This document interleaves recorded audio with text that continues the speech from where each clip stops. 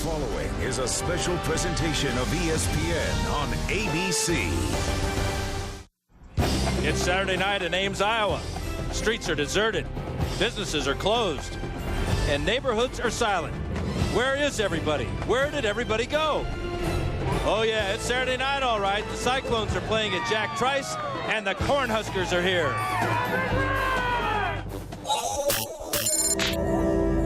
Last weekend was filled with excitement in the Big 12. 40, 30, 20, 10, 5, touchdown,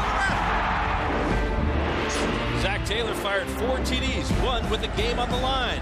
He's got some time. He lets it go down the far sideline for Hardy. He reverses on the ball, catches 40, 30, 20, into the 15, 10, 5, touchdown, Nebraska! The overtime thriller left the Cornhuskers primed for a run at a division title. Bill Callahan has revived the glory of championships past at Big Red, but he's done it with a new map. The great Heisman runners of the past have given way to a high-powered West Coast offense and a cast of players that are, without a doubt, ready for prime time. A week ago here in Ames, the Iowa State Cyclones had a last-minute win of their own. Meyer pumps, throws into the end zone for Davis. Touchdown! Touchdown! The Cyclones are led by quarterback Brett Meyer, the school's all-time leader in career passing yards and total offense. A season-ending loss a year ago curtailed their Big 12 North title hopes. To fulfill that dream this year, they have to win tonight. One team will find itself a step closer to a division title next on Saturday Night Football. And welcome to Jack Trice Stadium on the campus of Iowa State University, where tonight the 22nd ranked Nebraska Cornhuskers visit the Iowa State Cyclones. This is Saturday Night Football, brought to you by Southwest Airlines, and this ESPN production is available on ABC HD, presented by Dish Network. Good evening, everybody. I'm Dan Fouts. Nebraska is 4-1 on the season, but they struggled last week against Kansas, having to go to overtime.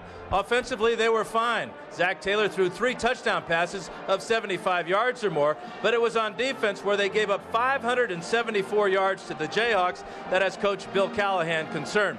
Iowa State, well, they struggled last week as well, having to come from behind against Northern Iowa. But in quarterback Brett Meyer, they have the best dual threat in the conference. He's an unflappable leader, and where he leads, these Cyclones follow. My partners, Tim Brandt and Tim, getting back to the Cornhuskers in the quarterback. Zach Taylor is making this West Coast offense work. Well, he's really come into his own, Dan. There's no question about it. It's his second year in this system, and he's playing with a great deal of confidence. He's going through his progressions. He's making his reads. He's throwing on time. He's 4th in the nation in passing efficiency, and he's spreading it around. And the thing is, if they drop the linebackers back in pass coverage to stop Taylor, well, then Nebraska will bring in 4 or 5 different running backs, led by Marlon Lucky, who is their tempo setter. He was their top recruit in 2005, 40 touchdowns in high school. They're waiting for his breakout game. Well, for the Cyclones, they have a pretty good trigger man at quarterback, too. Well, Brett Meyer, I think, is the best in this conference because he can hurt you with his arm and his legs, and boy, does he have a strong arm. He ranks 15th in the nation in passing efficiency, but he also runs the football, gets a lot of his receivers involved. And now that John Davis has really come onto his own, and he's been the hot hand, the top receiver the last 2 weeks, it takes the pressure off Todd Blythe, who may be the most dangerous weapon in this conference. 5 touchdown receptions. He has 23 for his career. He's 6'5". He's a mismatch guy. And this is the game both teams have looked forward to for months. Both teams know a win is crucial to their divisional title hopes in the Big 12 North. Both teams know that in order to prevail tonight, they'll have to be nearly invincible.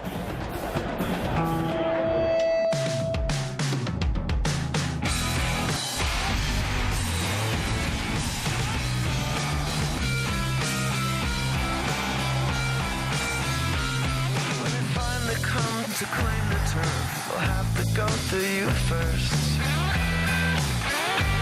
And now my money says they won't know about the 1,000 Fahrenheit hot metal lights behind your eyes. Invincible. You're invincible.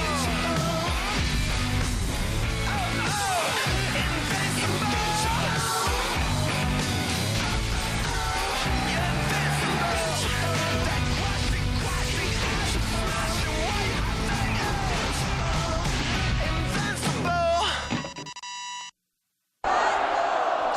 Just a beautiful night here at Jack Trice Stadium in Ames, Iowa. The third member of our broadcast team is Jack Garrett. And Jack, I always thought the golden rule was do unto others as you would have others do unto you. Well, that is unless you're here at Jack Trice Stadium tonight, Dan, because here tonight, the golden rule is a set of T-shirts that have been sent out and given to all of the Iowa State Cyclone faithful. And on the back, this golden rule tonight is quite simply beat Nebraska. Now, this should be the biggest crowd in Jack Trice Stadium history, and let me explain to you why. Over here, you'll notice there are grass triangles in each area. They are packed to the brim at $40 a ducat. But coming up next, we'll talk to the head coach, Dan McCarney of the Cyclones, and find out what the battle plan is to beat Nebraska.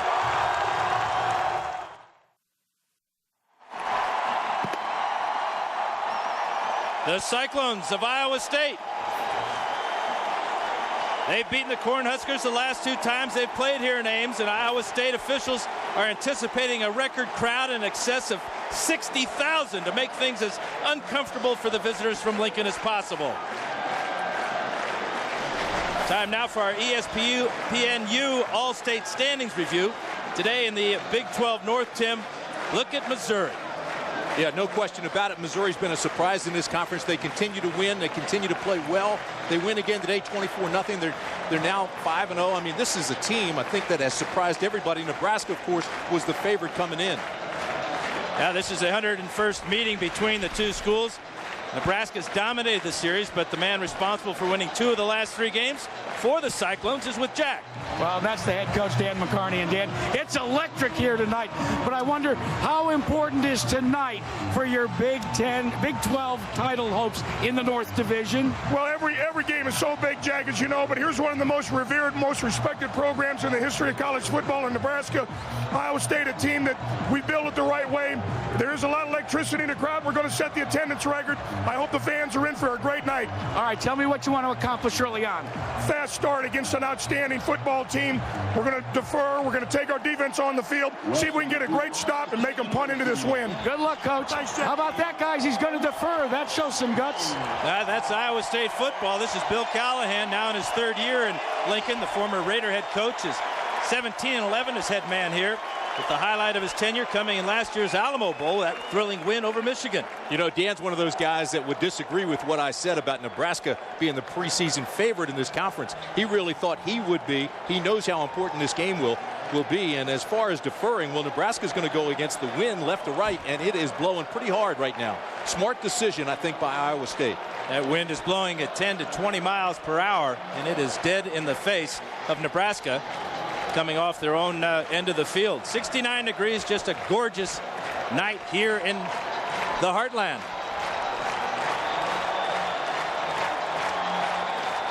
Kicking off for Iowa State will be Brett Culberson, a junior from right up the road in Des Moines, and back deep to receive for Nebraska.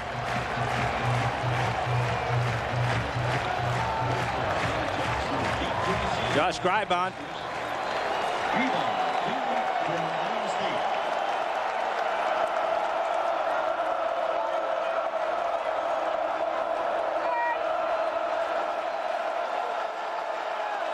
Josh Greibon has it teed up at the 35-yard line. Back deep for the Cornhuskers, Kenny Wilson and Brandon Jackson.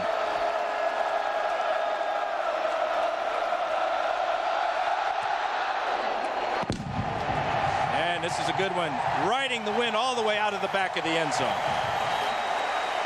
That wind's going to be a factor all night long, too. The flags are straight and stiff. Nebraska quarterback is Zach Taylor. He threw for a school record 431 yards last year against the Cyclones. Leadership is the word Bill Callahan uses to describe him, and he's on the verge of breaking all the career marks for passing at Nebraska. Yeah, there's no question. You know, he started out at Wake Forest. Here's a guy that then they went to the option football. He went to community or junior college and then got here, and now he's just flourishing in this offense. Brandon Jackson in the backfield as Todd goes in motion for this first down play. Fake to Jackson. Quick pass out here in the flat to J.B. Phillips, the second tight end for Nebraska. Short gain. Nebraska's starting offensive lineup is presented by Citi. Cornhuskers offense coordinator is Jay Norville, and it's a long ball that's been impressive this season, Tim. 5 receivers with average over 18 yards a catch. Well, and a lot of those were against Kansas, and that's what Kansas was giving up. They were giving up the long ball, but it is a West Coast attack. They like the waggles like you just saw, and they'll do a lot of short underneath patterns. Back in the shotgun goes Zach Taylor. Brandon Jackson next to him on 2nd and 5. Draw play to Jackson. He's got the first down. And 5 more, maybe 6 more. Brandon Jackson running. Well, we told you you'd see a lot of running backs tonight. You're going to see Lucky. You're going to see Jackson, who just carried the ball, Glenn and Kenny Wilson. The thing about Jackson is he's 210 pounds. Coaches want to give Jackson more carries because they feel he's really coming on to his game right now. He's really been hot the last couple of weeks. He's reading well, like that right there, letting the blocker come, good patience, and then he explodes. Good job by Greg Austin leading him to that first down. 36-yard line now. Jackson in motion to the wide side of the field. Taylor, 3-step drop. He's got his tight end again. Check that. That's Nate Swift, and he gets blasted there. John Banks with the tackle. Cyclone defensive coordinator is John Skladany, and he has an outstanding linebacking core with Alvin Bowen leading the country in tackles. Yeah, he leads college football. You're right. He's out of Garden City Community College, and he's a guy who knows the difference between come here and sick him, but he's also getting a lot of support from Tyrone McKenzie. Now, Carper is out with a knee injury. Heard it Wednesday in practice, so that shakes up the linebackers just a little bit. Josh Mueller shifting over on his tight end spot. That's Nunn in motion. Roll out pass here. That's Terrence Nunn. He's close to a first down. Caleb Berg on the tackle for the Cyclones. Pass is complete to I think he may have come up about a half a football short, Tim. Caleb Berg. Absolutely. And you see what I mean about the short passing attack. They'll be doing this all night, and it's been very, very productive. It took a while to sink in, but Bill Callahan has these guys understanding it now. I mean, if you're averaging 42 points a game, first in the Big 12, and you're getting total yards first in the Big 12, this offense is working. And although it's a culture shock to Nebraska and all the high schools throughout that state, this is an offense that he knows is time-tested and proven. They have such versatility in the offense with great personnel at tight end, running back, wide receiver, and a quarterback who throws as well on the run as he does from the pocket. Well, and the screen passes, the short, quick passes, the running backs in the flats, rollouts and sprint outs with the quarterback, a decent amount of play-action passes, getting the backs involved. That's all the West Coast attack, and they're learning it now, and they're just getting stronger as the season goes on. Callahan will send out the big boys. 3 tight ends, J.B. Phillips, Josh Mueller, and Hunter Tiafatilla, along with his big back, Cody Glenn, at 6 foot, 230 pounds. 3rd and inches. Don't forget, Zach Taylor now is 6'2", 210 pounds. And a lot of times this season, in the first 5 games, he wouldn't be afraid to sneak it if it was inside a yard. Brent Byford is his center. Tiafatilla shifts. Glenn first down easily and more to the 40. Steve Johnson got him out of bounds with the help of John Banks. Dane Todd with a big block, leading Glenn to that 36-yard gain on 3rd and inches. Watch the block they get on Berg. It's going to come right here, and there's the guy he's going to knock out to set this thing loose. Here he comes, up to make the tackle, inside out. There's the block, boom, see you later. That play is run to perfection, and Glenn just exploded. You know, he rode the bench the first couple of games. Then he got in against Kansas, 33 yards on 7 carries, earned the playing time he's getting now. Longest run of the year for Glenn. Jackson back in the I-back position behind Taylor now as the Cornhuskers are in the red zone. Jackson left side. At the bottom of that pile was Brent Curvey. Big play, Brent Curvey. Defensively, you see the rankings. I mean, they're last in the Big 12 in points allowed. Pass yards, not very good either. This is a situation that they really are concerned with.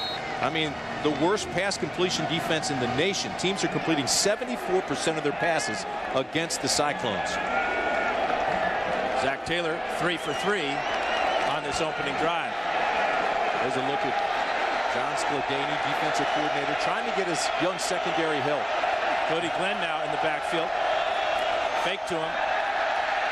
Taylor got room. Middle linebacker Tyrone McKenzie closed that room in a hurry. Well, McKenzie had dropped back in pass coverage and read it, and you're right. He had a good break on the football. He drops out of there. Everybody does, because they're expecting the pass, which it was. But there's a little bit of pressure coming, and now he'll close on the football and make the tackle. But again, it's third down and short.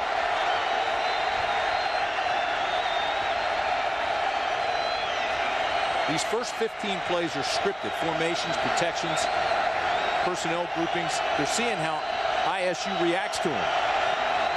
3 tight ends one more time. This is Hunter Tiller. And now taking too long to get personnel straightened out. Zach Taylor's going to call a timeout. So with a third down and short coming up, we'll see what Bill Callahan dials up for his quarterback. You're watching ESPN College Football on ABC. You're watching ESPN on ABC. Back at Jack Trice Stadium, first big play of the ball game, Tim. 3rd and 3 for the Cornhuskers. And right now, Zach Taylor 3 for 3, hasn't even been pressured. He's in full control right now. Cody Glenn shifts back to the I-back position. He's got it. Another first down, dragging tacklers down to the 5-yard line. Caleb Berg gets a free ride. Greg Austin out in front one more time, leading Glenn to that first down. Great blocking, too, up front. Watch, everybody will go this way. He's patient. He's coming down. He's reading the line. There's the trap comes over. And there's old big number 65, Austin, who just kind of gets that trap block. He pulls and opens it up for the first down. Empty backfield now. One more time. Glenn will shift back. 1st and goal. Glenn, right side behind Austin again. And he's got a couple down to the 2-yard line. Tyrone McKenzie on the stop. 9 plays in this drive, Dan. It's been very methodical, and it's just been perfect so far in Nebraska.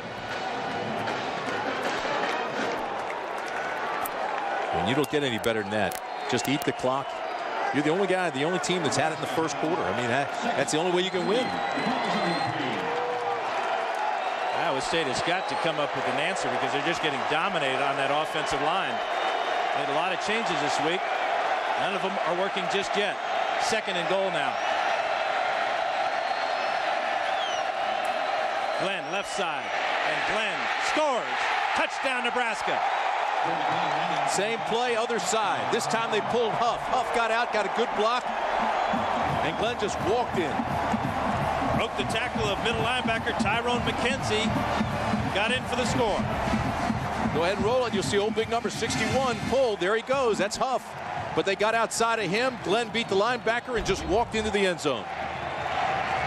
John Congdon will come on to try the extra point. A closely watch kicker out of the hold of Jake Wesh. Lane Kelly will snap it. Perfect. The drive was perfect. It's been a perfect ball game for Nebraska. 80 yards, 10 plays, 5 minutes and 27 seconds off the clock. Cody Glenn goes in for his 5th touchdown of the year, and Nebraska's on top 7-0.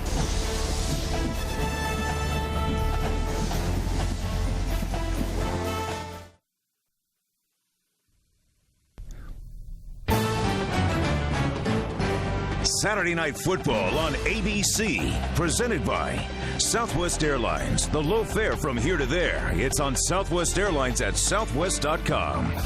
Allstate, are you in good hands? Chevrolet, America's brand. Chevy, an American revolution. And Dr. Pepper, with 23 flavors in every Dr. Pepper. There's more to it.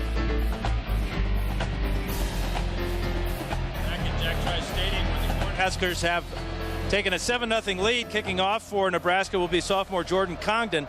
And a lack of deep kickoffs have been a problem. Only one touchback in 30 kickoffs. Make that 31 kickoffs. This is Jackson. And he's covered well. Doesn't even get out to the 15-yard line. Actually lost yardage. I don't know why he tried to catch that ball. It looked like he was headed out of bounds. They could have put it at the 35. Rodney Tenarce on the tackle.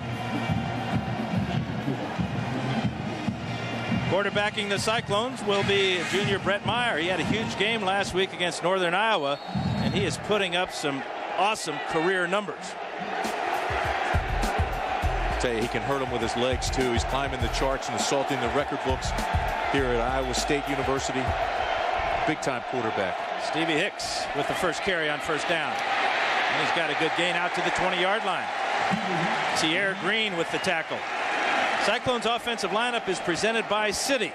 They're coordinated by Nebraska alum Barney Cotton. He's also the offensive line coach, and his guys up front will be tested tonight. No question about it. The Cyclones gave up 39 sacks last year. They're giving up 14 sacks in 5 games this season. They have to protect better. They're really the only ones I think that can stop Brett Meyer tonight. Injured Cornhusker down on the field is Tierre Green, the cousin of the great tailback for the Huskers, Amon Green. And if he were forced out of the lineup, he'd be replaced by Major Colbert, a true freshman from Harbor City, California.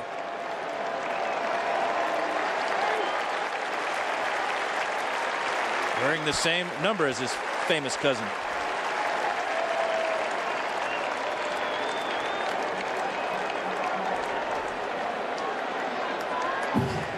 Well, sometimes this happens. Watch the end of the play. You'll see him. He goes helmet to helmet with his own teammate. Bam! Oh, my. Stuart Bradley, yeah. Yep. Second leading tackler for the Cornhuskers. Here's Meyer with his first pass of the night. And it's a good one to John Davis. John Davis with another catch. 22 on the year. That's Courtney Grigsby with the tackle, pushing him out of bounds. Davis exploded the last 2 games with 13 catches, 179 yards. And I think when that happens, it's going to free up Todd Blythe. Look at him. This is a deep out and up. Now, if he's even with the quarterback, he's going out, makes the catch, and the ball was waiting for him. And that's what Meyer does so well. He reads the same thing as the receiver and gets the ball there on time. That's a big play. 19 yards on the gain for John Davis.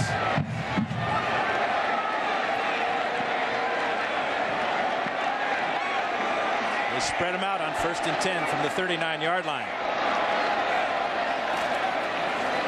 Here's Meyer up the middle. He's not going to get much. Corey McCune with the tackle. Well, let's check in now with John Saunders. John, how are you doing tonight? Good, Dan. I hope you're doing as well. 30 at 30 update for SportsCenter here. Auburn, the #2 team in the nation, went down to Arkansas today. Darren McFadden had 145 yards rushing, 63 on this touchdown. And the Tigers, after losing game 1, sweep the Yankees out of the playoffs. They'll go on to face the Oakland A's in the American League Championship Series. Dan, back to you. Thank you, John. 2nd down and 7 now for Brett Meyer out of the shotgun. Double reverse. Summerall's got it, and the Huskers have got Summerall. Bo Rude first, then Jay Moore. Kevin Cosgrove is in his 3rd season as defensive coordinator of the Black Shirts. He's got to be happy about that play. He promises to turn his defensive line loose tonight. Well, they've been taking a lot of heat. There's no question about that. But the front 7 is loaded with talent. Injuries have hurt the depth a little bit, but Carricker and Moore, they are serious NFL prospects, and the other 5 guys are solid as well. This is a talented defense, at least the front 7. Very talented. And Tierre Green is back for the Cornhuskers on 3rd and long. Meyer's going to run. He's not going to get much. Bo Rude one more time, running down the elusive Brett Meyer. So the offense for the Cyclones is in and out in a hurry after 10 plays for Nebraska. So, I mean, so far the Cornhuskers have dominated.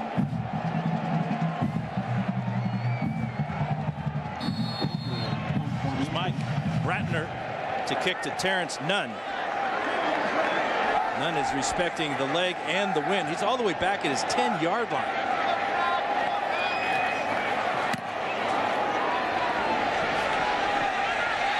At the 15-yard line, here's Nunn. Gets out to about the 22. Then he gets just covered in red jerseys. Good coverage and a block in the back, so they'll move him back even further. Got a flag down. Jason Harris on the tackle. It's a block in the back, Dan. Moorhead combining for the Iowa State tackle.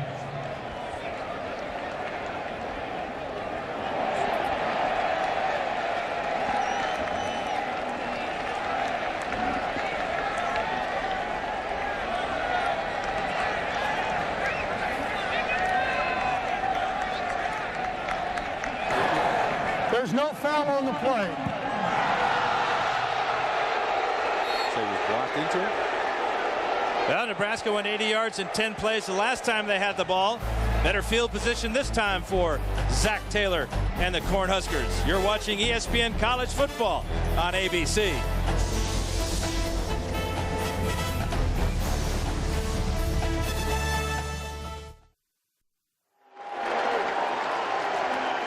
You're watching Saturday Night Football presented by Southwest Airlines. The Cornhuskers will have it 1st and 10 at their 23-yard line. Brandon Jackson, the I-back. Phillips in motion. He leads Jackson up into the hole, and Tyrone McKenzie's not going to let him get away. No, but he did let him get away in the touchdown play. Tyrone McKenzie, when Nebraska scored, was the only guy who came free and couldn't make the tackle. This is Tyrone McKenzie right here, and then he's going to go just like this. He's got to make this tackle if they don't block him, but instead he takes a shallow angle, comes from the outside, or the inside rather, and just goes high and misses the tackle. He's got to make that stop. If you're the guy left untouched, you've got to make the tackle.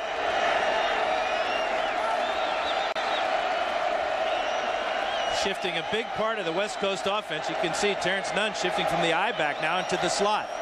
On 2nd down, quick pass. Arians got it. And he goes down immediately. Chris Singleton, the first man there. Time now to check in with Matt Weiner. Matt?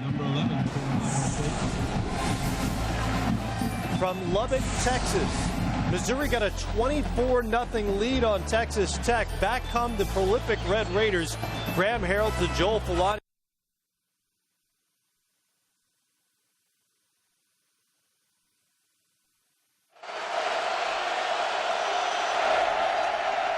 Thank you, Matt. France Hardy, top of the screen. Big play receiver from last week against Kansas. Taylor under pressure. Fumble. Ball's loose. Taylor's got it. Brent Curvey. Yep, that Brent Curvey. Big play, Brent Curvey. Stripped it loose.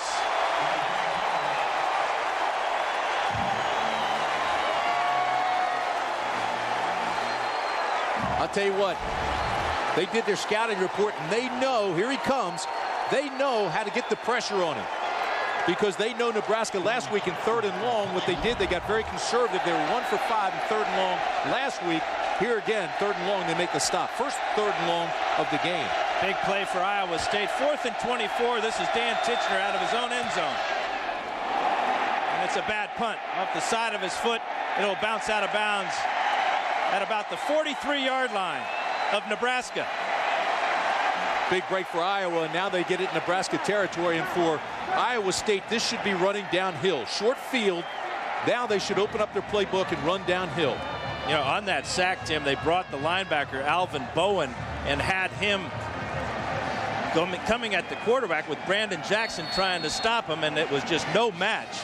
That helped free up Curvey. Well, John Scaladani, the defensive coordinator, told us yesterday they're going to pick their spots, but when they can, they're going to come on a blitz and bring 5 and 6 guys. Austin Flynn, the leading receiver at the bottom of the screen. This is Meyer, and Meyer goes down one more time. Barry Cryer will get the sack on that play. Jack, what do you got? Well, Dan, earlier this week, Coach Dan McCarney met with 30 of the Iowa State Cyclones. Met with them individually. He took them into his office and he talked to them about the first part of the season. He has not been happy with the play of his team. Individually, he thinks they've lacked a little bit of focus. And most importantly, he's reminding them all tonight they have to play with individual consistency. Let's see if they do. A little pass blocking would help too, huh, Jack? On 2nd and 19, quick pass knocked away. Second big play in a row for Barry Cryer. JC transfer from Dodge City. Iowa State not off to a good start tonight, but they are 12-3 in their last 15 games here at home.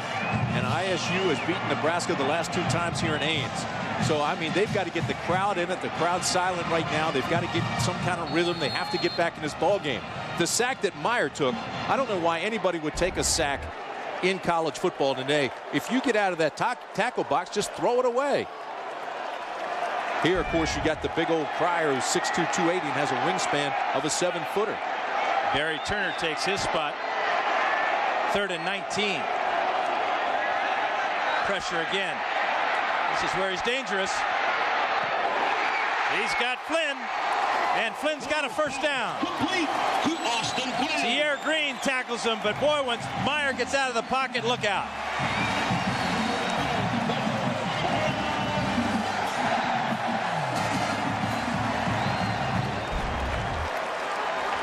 Watch the middle receiver here, and watch the defenders in a zone, because they've got to make a commitment now. Do they come up and cover the run? Boy, that's a nice play by Austin Flynn to break outside after the push to the inside. And Meyer just read him and put it right there. 23 yards on 3rd and 19 for Meyer and Flynn. Here's Hicks right side. And he goes down almost immediately. Again, Barry Cryer with the play. Well, near the conclusion of today's game, we'll select a Chevrolet player of the game from each team. To honor their determination, Chevy will make a $1,000 contribution to each university's general scholarship fund. Dan, you know, the Cyclones became one-dimensional last year because of injuries in the backfield, but they returned 10 starters on offense this year, and they have to be more productive. Dan McCarney has a really nice scheme. Brett Meyer, very solid and talented. They're averaging only 24 points a game, and they have a lot of negative plays. No gain on that play. Here's Hicks again. And he's got the first down. Spinning, breaking tackles. Breaking the tackle of Tierre Green. He was out last year with that groin injury, and Iowa State was 3-15, or 3-5 rather, when he was out, or ineffective. He's the key to the success of this ball club if it's not Meyer. He's a key blocker, and he's also their power block. Their power back. Gets a good block up front and just bust it. And look at the balance. The spinning, turning, driving. He's like a whirling dervish once he gets into the second level. Scott Fisher leading the way on McCune. And there's that dervish for the first down in the red zone. Pressure right up the middle. Quarterback draw for Meyer. 10, 5, touchdown Cyclones. Flag down. Key blick blocked by Stevie Hicks, but he may have been holding. That's what we were just talking about. He's a key blocker and a power back at the same time. But if the flag's on him, that won't help. Holding 41 on the offense. 10 yards from the spot of the foul. First down. Barkham of the tight end.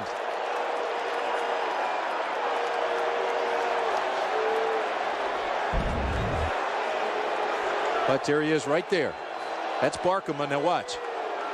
The defender tries to disengage and can't get away because he's got cloth in his hands. He's got the jersey grabbed and in his grasp. That'll frustrate you, won't it, Dan? Well, you got to remember that when you take points off the board with a penalty, and because it was a spot of the foul penalty, it'll just now be first down and 3. 17-yard gain, 10-yard penalty. You do the math, Tim. Well, the penalty was at the 1, so they put it at the 11. How's that? You've got it.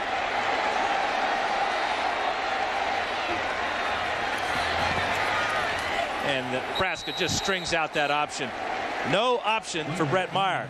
Corey McCune with another big play from his middle linebacker spot. Yeah, and he did a great job, Dan, to get to the outside and beat the blocker. They tried to box him in. He beat that, got to the outside, and took the quarterback. Watch him skate down the line and get to the outside before the blockers. Here he comes, here he comes. Get outside, come around the corner, tuck your tail. Nicely done. Wait for pursuit. You can't play it any better than that. No, they were so concerned at double teaming the big Adam Carricker, the big defensive end. That's what big players like that will do. They'll free up those linebackers to run sideline to sideline. Here's Cook. He's right up the middle. And Cook can get down inside the 5-yard line. Jay Moore jumps on his back there. The short yardage specialist from Southern California High School. Yeah, and watch this. Now that they're close to the goal line, it's Cook time. I mean, he's their guy, and the rules change down here. It's straight ahead, no fair dodge, and Nebraska knows 31's going to get the football. 13 touchdowns last year, 2 touchdowns this year. Let's see if they break a trend or they give it to the big guy. He's the only guy in the backfield. I'd give it to him. He has a nose for that goal line. Did he get it? No. Boy, Jay Moore with the great play along with Lance Brandenburg. That was so close. Great balance by Cook. I think even Cook thought he got in. Yeah, he'll get another shot at it. Watch his knees. See what hits first. Here he breaks the tackle, still driving. See his knees hit as he stretched toward the line and just couldn't get there. That's the way the first quarter will end. We'll march to the other end of the field. This presentation of Saturday Night Football, presented by Southwest Airlines, will continue after this message and a word from our ABC stations.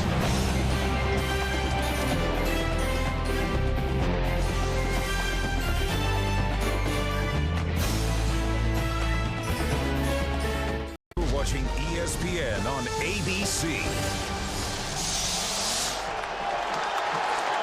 Start of the second quarter where the Cyclones find themselves about 8 inches from the goal line. Here's Cook, left side, spinning, and he's not going to make it. I'd go again, Dan. You're playing at home. You've got 4th down. You've got 4th and inches. I'd line him up and go again. This is a statement right here. Stuart Bradley made a statement stopping Cook in the backfield. Stopped him twice. Thought he was in the first time, but his knee hit before the ball crossed the goal line. Lost 4 inches on the play, it looks like. See, the red jerseys are getting knocked back, so Cook's got to do this all on his own. Still almost got it with second effort as he spun off the tackler. 6'1", 240 pounds of fullback.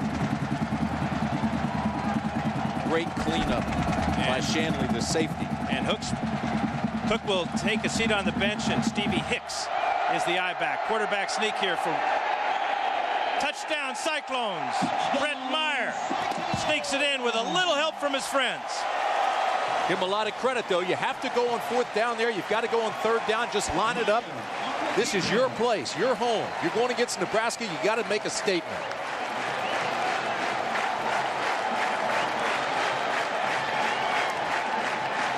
Got it on 3rd. Didn't have to make that decision. Brett Culberson will come on to try an extra point, something he's pretty good at. He's never missed. This is his 64th attempt to tie the ball game. Nice snap, good hold. Got a flag down. Austin Flynn with a great hold there to put that ball down. A flag is down, though. Well, you got to give Meyer a lot of credit on that touchdown. Offsides Nebraska, so this one will stand. And we're tied. Offsides, defense, penalty is declined, tries good. Now the Cyclones force a fumble by Zach Taylor. They get a short punt from Dan Titchener, survive a holding penalty. Brett Meyer gets pushed into the end zone by Stevie Hicks for the score. You're watching ESPN College Football on ABC. John Saunders in New York with the prime time pulse over on ESPN. Georgia scored the first 4 times they had the ball, and right now are blowing out Tennessee. Over on ESPN2, South Carolina with a 17-0 lead over Kentucky. Back to you, Dan. For the Cyclones, Kenny Wilson and Brandon Jackson deep for the Cornhuskers. Dan, the stadium's alive again. The touchdowns brought them back to life. And they did it with defense. A sack by Brent Curvey started things off for them.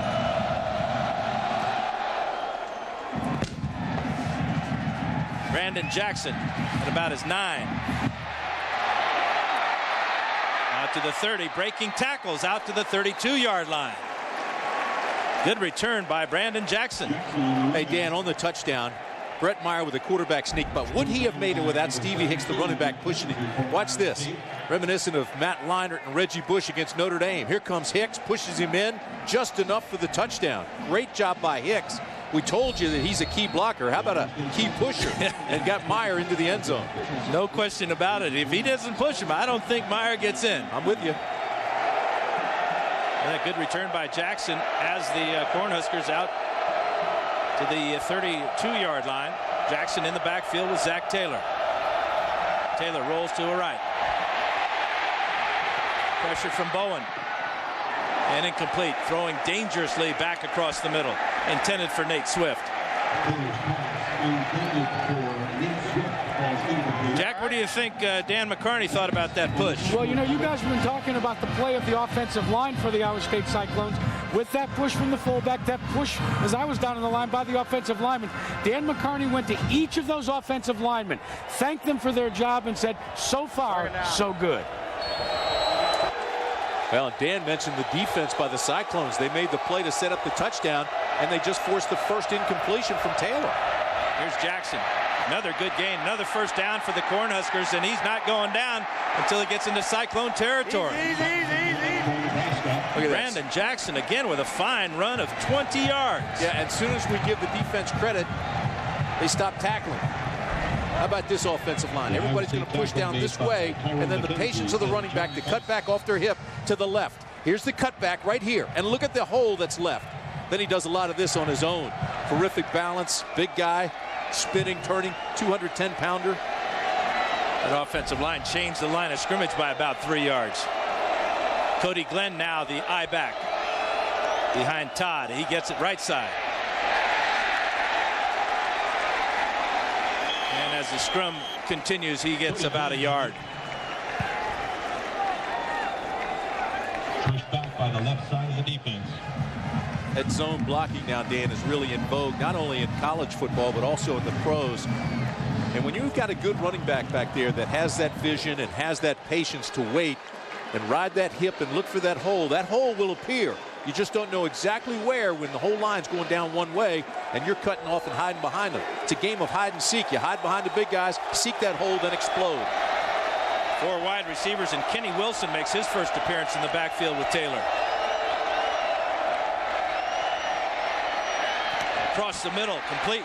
Todd Peterson with the grab. So many weapons on the outside for Zach Taylor. And they started out with all the dink and dunk stuff that you're used to in the West Coast offense, and now they're stretching it and trying to go a little bit more vertical. And I bet a lot of that has to do with the wind. They're going with the wind that's blowing between 10 and 20 miles per hour. The wind at their back. Yeah, not to mention the fact that this secondary and the pass defense of the Cyclones ranks 108th in the nation. Brandon Jackson now in the game.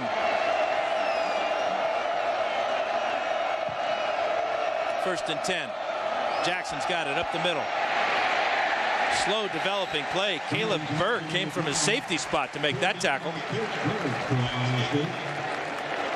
Nice play by the defense because Nebraska spread them wide, showed them all pass, and then came back with a little draw action.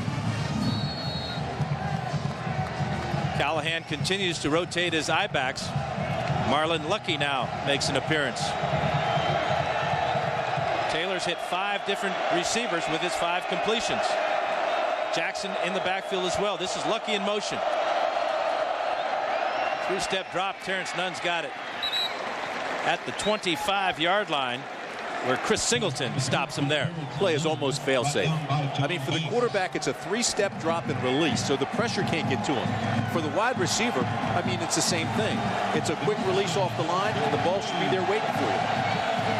Taylor was sacked in that first quarter, but that was only the 6th sack all season. Now it's Kenny Wilson's turn at the I-back spot on 3rd down and 3. And he's got it to the wide side. Flag down. And so is Kenny Wilson. Alvin Bowen with another tackle, the nation's leading tackler with that one. And he didn't get the first down with or without the flag. Well, he might have if the flag is against the Cyclones. We'll soon find out. Offside, defense number 93. Man, what a mistake that is. Bryce Broxma lining up in the neutral zone. Move the chains. You cannot afford mistakes like that when you're playing against a team as powerful and as talented as the Cornhuskers. No, that's right. I mean, The Cornhuskers rank 5th in offense in the nation. They're averaging 480 yards a game.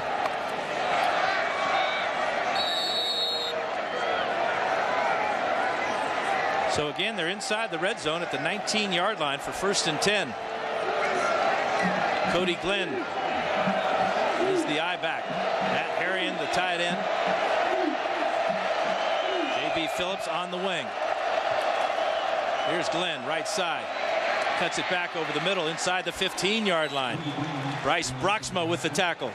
Dan, everybody knew it would take a few years to go from being one of the purest run teams in all of football to a West Coast attack, which throws so much. But Big Red Nation's got to be getting behind this thing a little bit now. It is so potent, this offense, and so versatile. Well, they're able to recruit. Wide receivers, tight ends, and running backs because they all think that the West Coast offense is their ticket to the big time. But to do that, they had to change the high school mentality in Nebraska as well. Here's Glenn on 2nd and 5, and he's not going to get much. Alvin Bowen at the bottom of that pile with the tackle. Because eventually you're going to have to recruit from within Nebraska like they always did for their tailbacks and not go to junior colleges and not go outside the state. The high schools now are changing and going to West Coast as well. And the Nebraska coaching staff holding clinics at all the high schools all over the state. And they've done a great job going to the JCs. I mean, they got Taylor. They got France Harvey, got Kenny Wilson, all from Butler County Community College. 3rd and 3 now. This is Todd shifting back to his fullback spot. There's Phillips in motion. Jackson, patience, 1st down. Inside the 5. Bowen gets him before he can get into the end zone.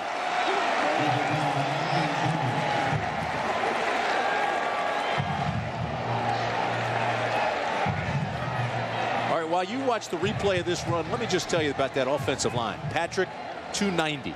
Austin, 295. Byford, the center, 300. Huff, 305. Slauson, 335. And look at the big guys get out and throw their blocks. And look how patient Brandon Jackson is waiting for the hole to develop. There's Jackson diving to the goal line. He come up short. Could really not get airborne. Great penetration at the bottom of that pile there. Tyrone McKenzie, the low man, and Bowen, the high man.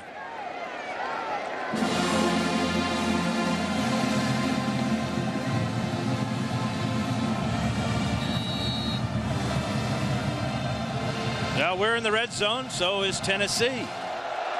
On Georgia's 19-yard line, trailing by 17. Jackson finds a hole, finds a touchdown, Nebraska. Hey, partner, you get the feeling we're in for a shootout here tonight? Couldn't have it any other way. Beautiful October night here in Ames. Full moon. Touchdowns right and left, huh? Only one stop's been made all night. Jordan Congdon could be a busy man tonight. He's the place kicker for the Cornhuskers. Perfect 29 out of 29 so far this year. Make it 30 out of 30. How about that? How about a 68-yard drive, Tim? 11 plays, 6 minutes and 3 seconds off the clock as the Cornhuskers rotating tailbacks and dominating.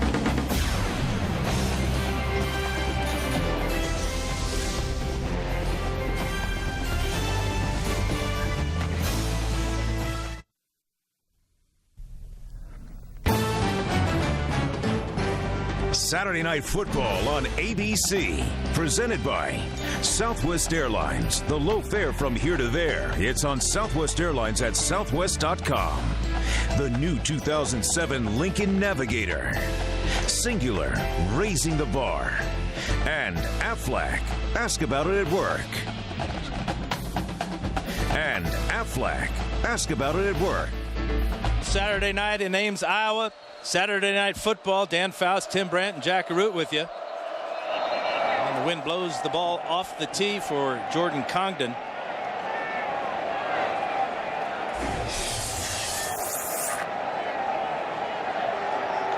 Nebraska's used 4 tailbacks this evening. And they've all had success. Back deep for Iowa Iowa State, DeAndre Jackson and Bernard Williams standing inside their 5-yard line. There's a good kickoff by Congdon. Williams will keep it right there. So far in this ball game, it has been dominated by the Nebraska offensive line. The running backs by committee behind them are flourishing. Watch some of the holes that they're running through. This is Glenn. Glenn again. And look at the blocks and look at the holes. Then Jackson. Jackson and Glenn have combined for 106 yards, 2 touchdowns, and it's been the offensive line that's been just paving the way up front, getting them into the secondary, and then letting them do the rest. Great job by those guys right there. Patrick, Austin, Byford, Huff, and Slauson. New tailback for the Cyclones. Jason Scales takes his spot. Left side of Brett Meyer. That ball's deflected and caught. Austin Flynn, great reaction. He was the intended receiver, but he got after that deflected pass. Flynn on the reception.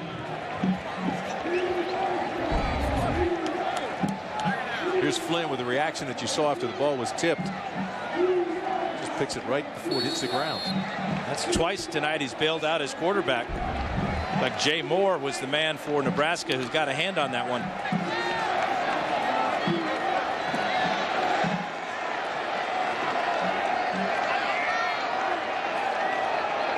They'll give him 3 yards on that completion. Here's Meyer rolling left. Now he's going to run. Bo Rude's got him. Bo Rude, the junior from Lincoln, with another tackle. You know, Dan McCarty's got a really nice scheme if they execute. 51, Bo Rude. Tim, it's time now to check in with Matt Weiner. Matt?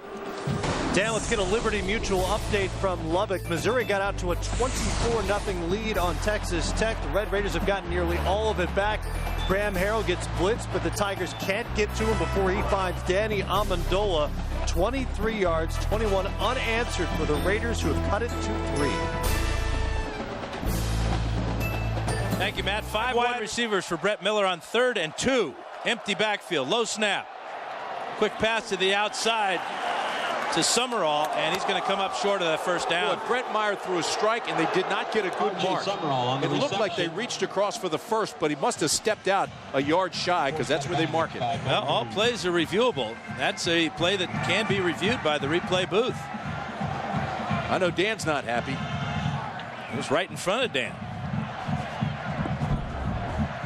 Here it is again. Watch how Meyer releases it so quickly after a low snap. Gets it out. Now, does he reach across the line? He did with his right hand, not his left. The ball was in the left hand. Good mark. And a good spot by you. Watch this now. Watch, his left hand will get the first. His right hand gets the first. His left hand has the ball. So on 4th down and inches, Mike Brantner will come on. Redshirt freshman. He'll be kicking it away to Terrence Nunn. A 31-yard return last week against Kansas. This is into the wind and out of bounds. Up, bounce back in. Ray Baum will make the down on the play there. 6:05 to go here. Nebraska on offense been almost unstoppable. You're watching ESPN College Football on ABC. You're watching ESPN on ABC. 30-yard line is where the Big Red will start this time. Now there's your picture worth 1,000 words right there. Zach Taylor leads them off the sideline right to the line of scrimmage. Fed and hand spent. 6 out of 7 for Zach Taylor. He's got Brandon Jackson in the backfield with Dane Todd. 2 tight ends. Jackson cuts back over the middle. And another gain of about 7 yards. Well, Steve McNair, Ray Lewis, and the Ravens are off to a great start this season. And Monday night, they visit Jake Plummer, Javon Walker, and the Denver Broncos. And the questions are, can the Ravens punishing D stop Plummer and the Broncos? And is it Monday yet? Monday Night Football on ESPN at 8:30 Eastern, and also available in high definition on ESPN HD and in Spanish on ESPN Deportes. Great get. Great get for the Ravens to get McNair. I mean, that's a different ball club since they sat down Kyle Bowler. Perfect fit. Here's Jackson left side, and he gets pushed back. Atuya Rubin with the stop.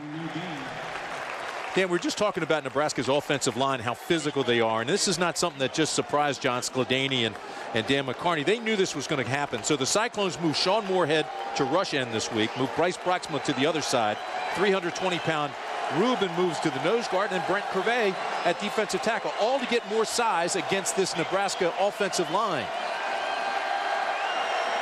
The key is penetration, and when they get it, they can stop them, but they've been pushed around too much in this first half. 3rd and 4.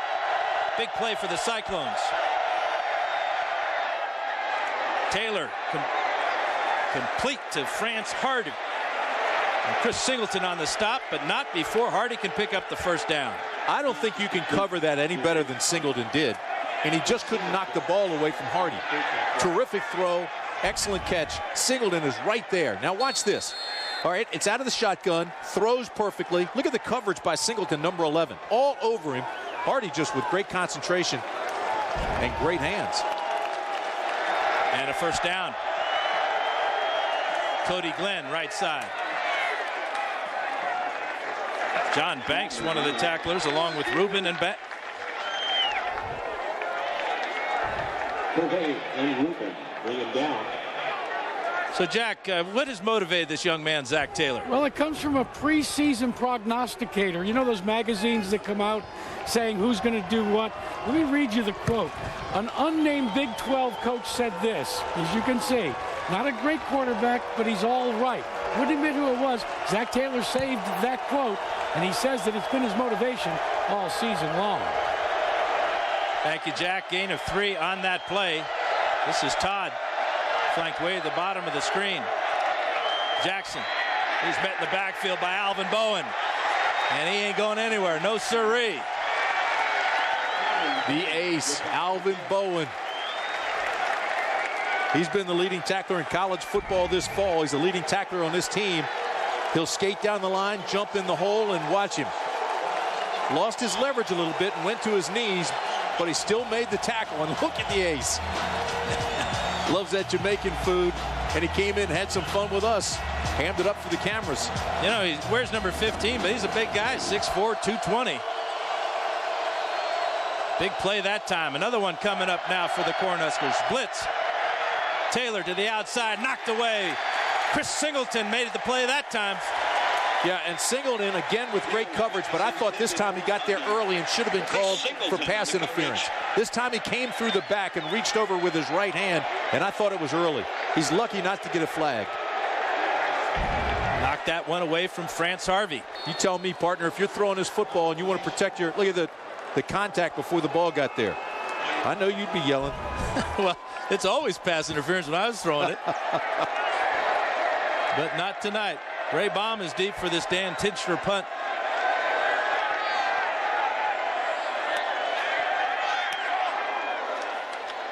And this is a beauty. Inside the 10-yard line. Baum. Had a touchdown return last week against Northern Iowa. And he gets good field position for Brett Meyer and the Cyclone offense. 2:15 to go in the first half. Nebraska on top by 7. You're watching ESPN College Football on ABC. You're watching ESPN on ABC. Back at Jack Trice Stadium, a lot of Cornhuskers made the trip down here to Ames. Cyclones have 3 timeouts as we see the clock rolling. Another one of the new timing rules. After change of possession, that clock will roll once the ball is signaled ready to play. And it is at the 23-yard line. Stevie Hicks in the backfield with Meyer.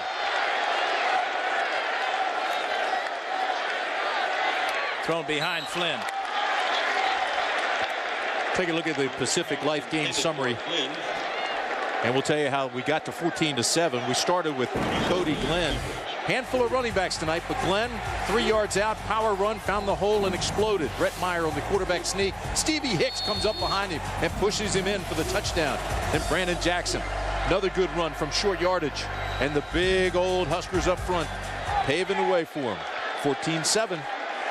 2nd and 10 now. Todd Blythe without a catch in the first half. We got a flag down. False start against the Cyclones, and that will frustrate the quarterback. Before the snap, false start number 1 on the offense. 5-yard penalty, 2nd down. And that was Todd Blythe. Perhaps his number was called on that play. Dan, as we showed that Pacific Life game summary again, got to brag on Nebraska's offensive line because Nebraska gave up 38 sacks last year. They've given up only 5 this year, but also they just continue to get better, and it's a young offensive line. When you look, they're juniors, sophomores, and then the only senior, of course, is Austin, Greg Austin. And I think the quarterback's better understanding of the offense helps as well. No question about it. Good call. 5-yard penalty pushes them back inside the 20-yard line. And Meyer will go on the draw, and he's going to get taken down by Ndamukong Suh. Now it's time for this week's Aflac trivia question. Who is Nebraska's all-time leading passer?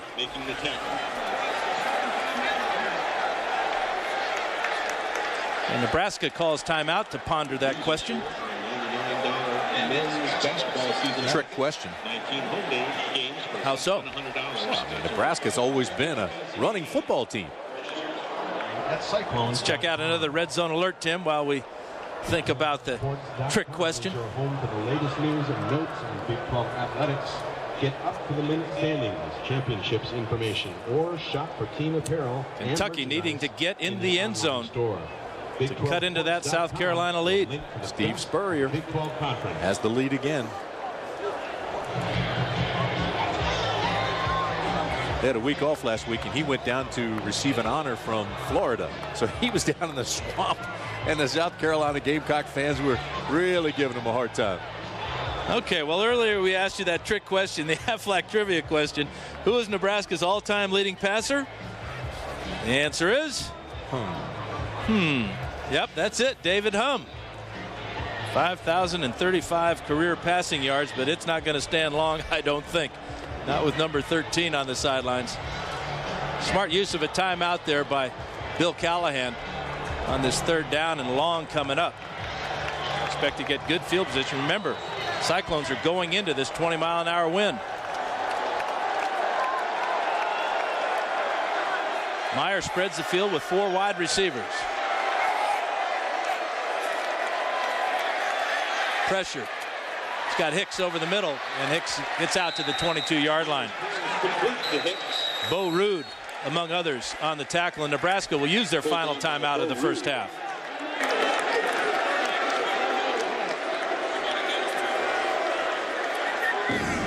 Watch the hit at the end of this thing that he took, too. Bam!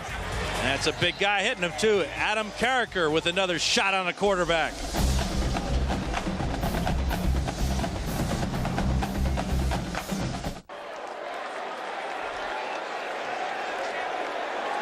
Fourth and 10 for the Cyclones. Mike Brantner on to punt. Terrence Nunn standing back at his 38-yard line. This goes into the wind. And it's a good punt. Spiral turns over, and Nunn coming short side here. Great pursuit. Caleb Berg, the safety, with the tackle on special teams. No timeouts for the Cornhuskers. 41-yard punt, just a 3-yard return for Nunn. And as Zach Taylor comes back on the field, I'm still thinking about your Aflac question. Humm was the Aflac question. Eric Crouch won the Heisman in 2001. That's another reason it was a trick question. Well, here it's 1st and 10. Marlon Lucky in the backfield with Taylor trying to set up the screen to Lucky. And now he just throws it away. Heads-up play by Zach Taylor. Pressure by Sean Moorhead. Next Saturday, most of you will see number 6 Michigan on the road in Happy Valley for a primetime showdown with Joe Paterno and the Nittany Lions. Others will see Arizona State take on number 3 USC and perhaps number 2. Saturday night football on ABC, presented by Southwest Airlines, 8 Eastern, 5 Pacific. College football lives here.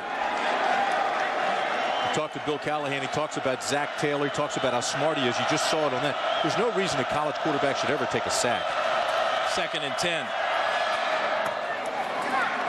He's got Lucky out of the backfield, and Lucky just shy of the first down as Chris Singleton ushers him out of bounds.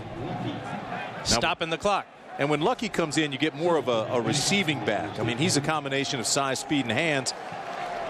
Problem is he had that big fumble against USC, and it cost him some playing time. And they're, as we said in the open, they're still waiting for him to break out here. 48-yard line is where the ball rests on 3rd and 2.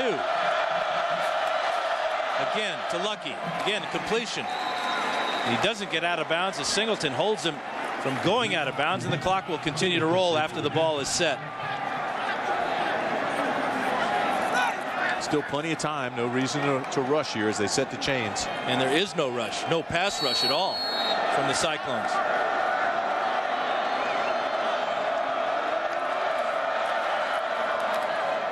Got his big tight end, Matt Harry, and his second catch of the night. Had 1 catch in the last 3 games. And Dan, this is what we talked about in the beginning of the ball game. The way he goes through his progression and checks down and goes through all his receivers. Taking a lot of time to get this play off. Steps up. Goes to his outlet receiver, Lucky, one more time, and Lucky will head to the sidelines. DeAndre Jackson will get him out of bounds there, but the clock will stop. DeAndre Jackson pushes him out of bounds. Stops at 15 seconds. They bring down the change. They'll reset that. They'll put the ball in play and get it rolling again. They've got to go vertical a little bit. And they're not quite in Congdon's range yet. His career long's only 41 yards. Does have a strong wind behind him. Heads up play by Lucky, though. Get out of bounds. Well, he's rock solid from 40 yards and in, though. 1st and 10. 15 seconds to go. Pressure from the outside. Steps up. And now he throws behind Terrence Nunn. Terrence Nunn might have got real close to getting in the end zone if that ball's out in front. I'm thinking the same thing, partner. He was wide open out there and had everybody behind him. All he had to do was make the catch, but the ball also was behind him. He tries to reach back and make this catch.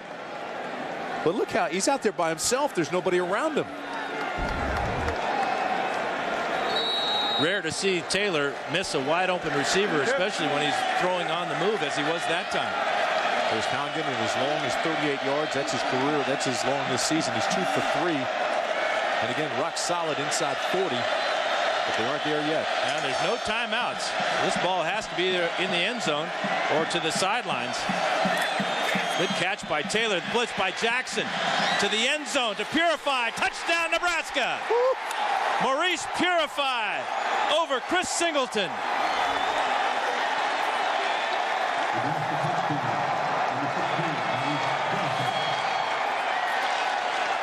Boy, they came on a corner blitz with their best cover guy, DeAndre Jackson.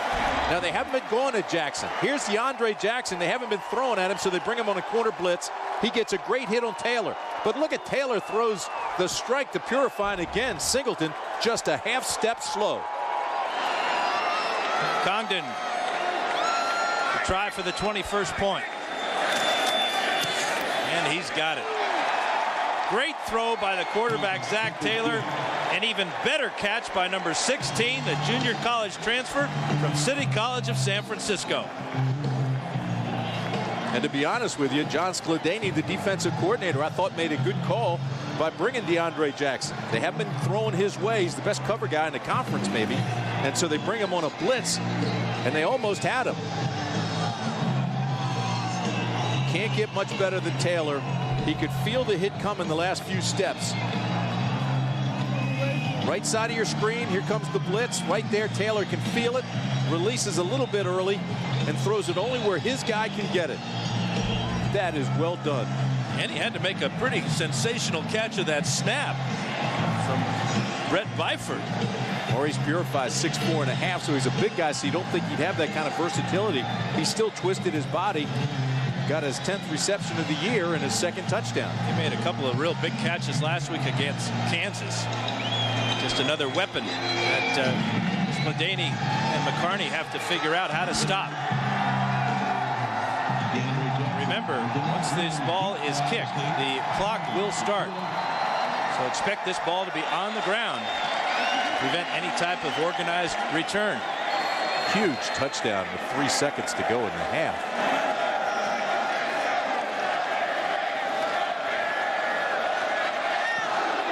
Going to pooch it down the middle. This is Jackson. And the clock will run out. Jackson on the return. Zach Taylor, first half, 12 completions out of 16 throws, feeling the blitz, and then throwing the touchdown pass. What does Dan McCarney think about that, Jack? Well, let's ask him, Coach, how tough was that last Nebraska drive to take? Well, it really hurts. I mean, obviously they they score a touchdown last play of the half, and they take some momentum in, but it's a 2-touchdown game. We've got to come out first possession and play our butts off and find a way to come back and win this football game. It's a 4-quarter game, Jack. Nebraska got the edge first half. We got to come back and find a way to win this And you get the ball at the kickoff in the second half. How important is it to score in that first series? First series is going to be huge. Brett Meyer and company's got to go down and try and get some points on the board for us. Good luck, Coach. Thanks, Jack. Thank you, Jack. Our score at halftime, Nebraska 21, Iowa State 7. Now let's join John Saunders, Craig James, and Doug Flutie in our studios back in New York. ESPN on ABC. It's halftime. Welcome back to Jack Trice Stadium. Nebraska on top 21-7. Moments ago, Todd Blythe trying to get his Cyclones pumped up. Dan Fouts and Tim Brandt, Jack Root down on the sidelines. And Tim, for Nebraska offensively, very balanced attack. They did it with the rushing game early, but that 1 minute and 15-second drive led by Zach Taylor was very impressive. No question about it, and it's the running that set up the passing. They've been able to dominate offensively, twice as many plays, double the time of possession. 2 running backs averaging 116 yards, 2 touchdowns, and look at this. Lucky comes in, and out of the running back position, he becomes a receiver that sets up this last play of the half, the touchdown pass. Cyclones came on a blitz. Zach Taylor, as cool as he could be, takes the hit from Jackson just as he releases the ball. Strike. Well, you know that he's making good decisions. Those completions, 8 different receivers. So he's reading the coverage, going to the open man. And he's been sharp as attack. I mean, he was perfect 3 for 3 when he came out to start the ball game. He ends the half 12 for 16. No interceptions and a touchdown pass. You cannot play much better than Zach Taylor and Nebraska played in that first half. And kudos to that offensive line, opening holes.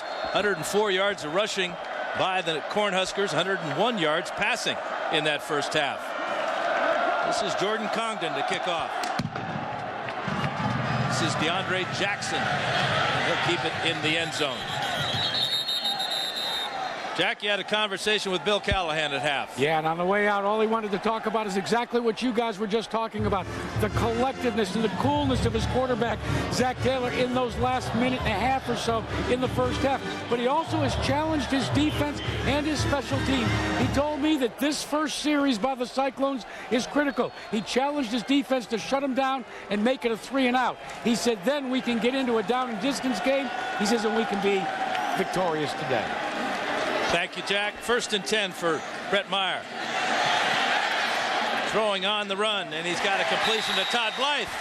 That's the way you pump up your team, not with words, with deeds. Yeah, and both coaches talking about this first drive, and you can't emphasize enough how big this first drive is for the Cyclones. And Todd Blythe is the guy we just saw on top of his team, trying to yell and scream and tell them, challenge them, tell them about their pride. He comes out, he makes the catch. This is what we're talking about. Time of possession. Look at the yards. Passing yards, 104 for Nebraska, 101 rushing yards. 3rd down conversions, 5 of 17, and double the time of possession almost. So, I mean, just a perfect first half. Stevie Hicks, the tailback. Fake to Hicks. Meyer to throw again. Searching. And he's got his tight end, Walter Nichols, way down the sidelines at the Nebraska 40-yard line. And a nice adjustment by both. Meyer buying as much time as he can, trying to direct his receiver, and Nickel just continue to adjust his route and get behind the defenders. Both of these guys. Look at Meyer buying time, and look at Nickel just continues to backpedal and then makes the stretch catch. 24 yards on the play, all the way to the Nebraska 40-yard line. They've got to make this pay. They've got to finish this drive off and score. Davis, Blythe, and Flynn to the top of the screen for Brett Meyer. Hicks inside handoff. And the Nebraska pursuit takes him down. Barry Turner and Bo Rude among others. Loses yardage and gets some boos early from the Cyclone fans. Record crowd. Some people have left disheartened by the end of the first half. 21-7 score.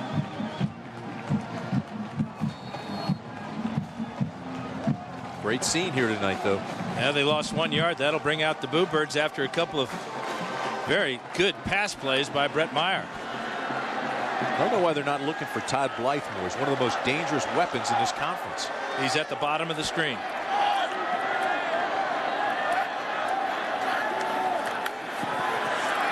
And there he goes. Heads up call, coach. Get the ball to Todd Blythe. Well, you don't have to be a Phi Beta Kappa to know that you've got to go to your guy. He's 6'5". He's your red zone weapon. He also midfield. He's so tall. He's a mismatch guy. Comes in with 90 catches for almost 2,000 yards, over 23 touchdowns in his career here. He drives off the DBs, comes back, just put it high and outside, and he's going to catch it all day. He's also a very aggressive receiver. I don't know how aggressive he is. I mean, you look at Die Hard. That's his favorite movie. Likes the Phoenix Suns. His dad played pro ball. And he got a first down on that 12-yard gain. Go to him again. Meyer to the end zone to Blythe. Flag down. Touchdown. Todd Blythe with a touchdown, and they're going to call him for offensive pass interference. Yes, they are. Talked about how aggressive he is. He got over-aggressive on that play. Pushed off on Andre Jones, number 25. Late call by the official. Got the flag out. Here's the end of it. Stop and go. His favorite route. Now he gets here, and look at the hands. The push. Oh. Just too much pushing and shoving. Excellent call. And it is a good call, and it really wasn't a late flag because the flag dropped out of his pocket. Then he picked it up and threw it onto the field. What was late was whether it was a touchdown or not. Boy, this is a huge penalty. Pushes him all the way back to the close to the 49, 44-yard line. I'd keep going to him, though. I do not think they can stop Todd Blythe. He's in the slot at the top of the screen. Here's the option. Meyer. And he goes down. Middle linebacker Corey McCune with the tackle. And that's a play I wouldn't go back to again. You see the crossing of the forearms here. That's the crossbones. It's a gesture traditional with the black shirts of Nebraska, but they have played that option about as well as you can play it. The linebackers are taking the quarterback, the corners coming up and taking the pitch man, and totally defined. Now this is the play before Todd Blythe, and he definitely is inbounds for the touchdown if he's not called for the pass interference. 1 foot down is all you need in college. It would have been a touchdown without the push off. Well, let's see if they can respond. Second down and 29 now. Straight back for Meyer. Pocket closes. Now he's going to run. He's not going to get much, if anything at all. Corey McCune with another tackle. Time to check in with Matt Weiner. Matt? Dan, here's a vote for the Pontiac game-changing performance of the day. LSU in Florida. A 7-point game, opening kickoff of the third quarter. Early Doucette having trouble with the kickoff. Riley Cooper made sure he didn't handle it. It results in a safety and a huge Florida win in the swamp. To vote for your Pontiac game-changing performance, just log on to ESPN.com and type in keyword Pontiac. Thank you, Matt. That's Todd Blythe at the top of the screen. Three-man rush for the Cornhuskers. And they're looking for Blythe down the sidelines. Looks like he pushed off again. He's got the ball. He's out of bounds. Oh, now see. Now they're saying he did not come down in bounds. Well, I thought he was pushed out, but again, in college you can be pushed out. Exactly right. But you know, he's so good with his feet. Watch the top of your screen. We showed it to you before the snap where he was. Here's the replay. Here's the ball. Now watch his feet. Oh, boy, that's close. His toes were in. And I think Dan McCartney's going to challenge this thing.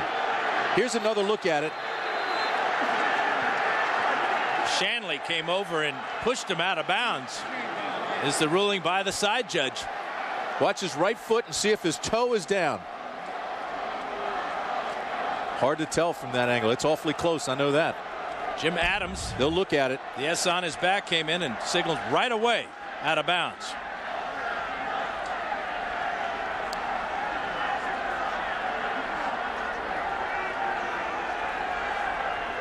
This brings up the question, is this an official review or a challenge by McCarney? And also brings up the question, if every play is reviewed, why do you need a challenge? Hey, Dan, I was standing right next to Dan McCarney, and he asked for the challenge. Oh, yeah, he was screaming. He ran down the sidelines, Jack, you're right. Heads-up play by Andrew Shanley to come over and push the 6'5" Todd Blythe to the sidelines and maybe out of bounds. And that's right near the top of reviewable plays, whether a receiver is in or out of bounds.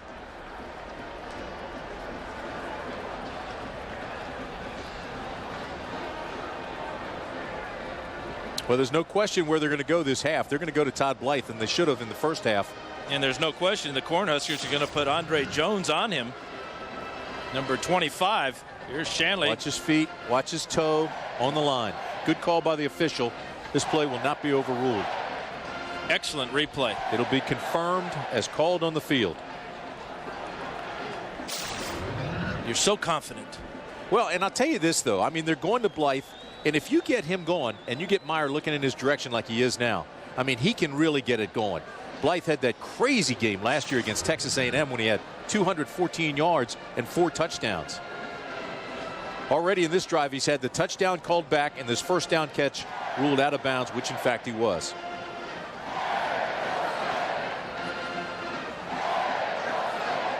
And he's a smart guy. Rooms with the quarterback. It has for 3 years. Well, he should have sent him an email before that first half, said, look for me.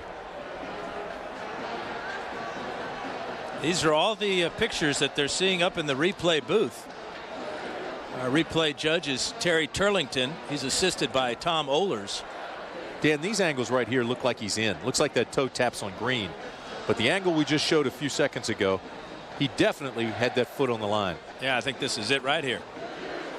On the other side of the field, and you can see out of bounds.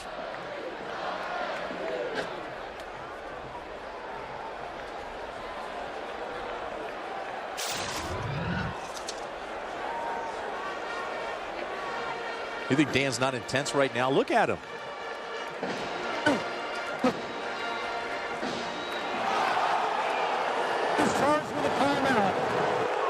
What he said was the ruling on the field is confirmed, and Iowa State is charged with a timeout.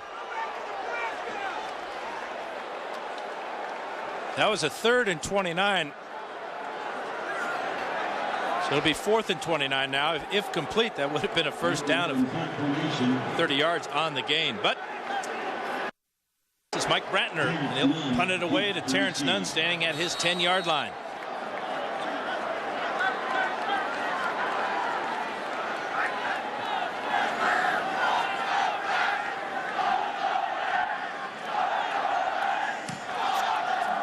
Low line drive punt. And it's going to bite perfectly inside the 5-yard line. Mike Brantner with a great punt down by Ray Baum. That'll back up the Cornhuskers inside the 5. 21-7's our score, just getting started here in the second half. You're watching ESPN College Football on ABC.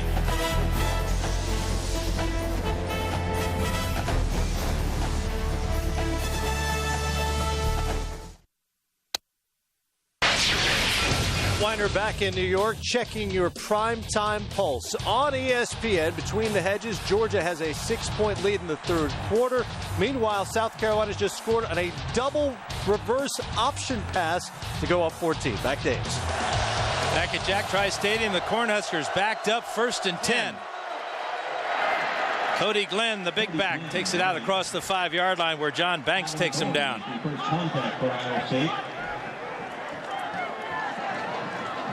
Well, tomorrow night it'll be Northern Illinois against Miami of Ohio at 8 p.m. Eastern. And aren't we looking forward to taking a look at Garrett Wolf, the outstanding young running back from Northern Illinois. 2nd and 7 now.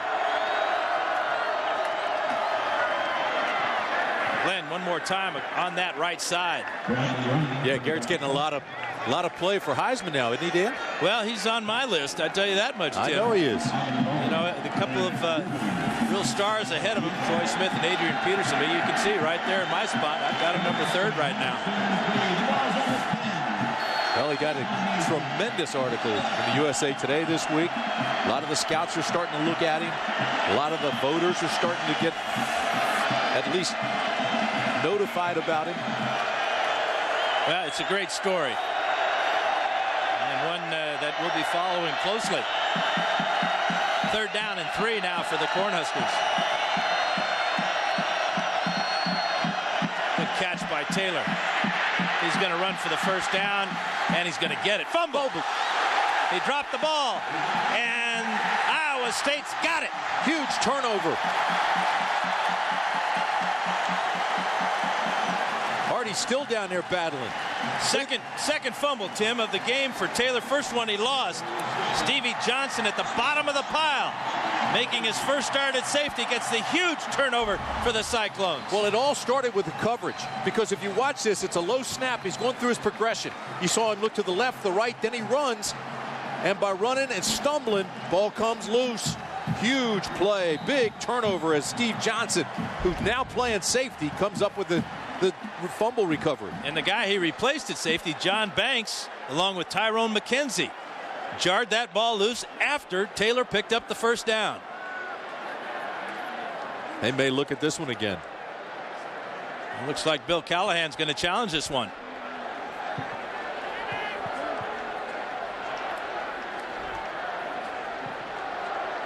Callahan walked out onto the field. This play had a little bit of everything, though. Low snap. Everybody was covered.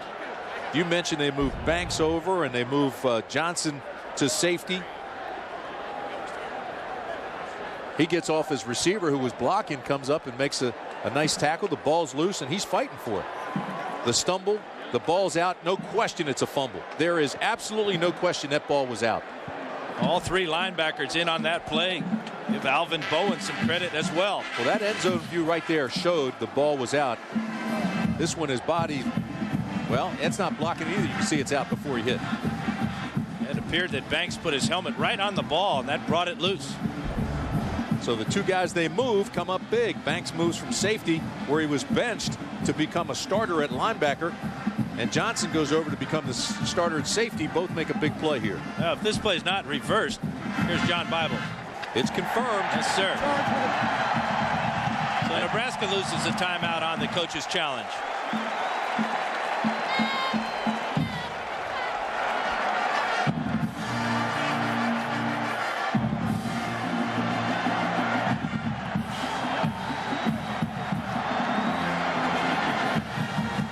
Just what the Cyclones need. Great field position after the turnover. 14-yard line is where they'll snap this one. But you got to be aggressive here if you're the Cyclones. You don't want to get conservative, and you're in the red zone. And so you say, all right, where's your guy? Where is Todd Blythe?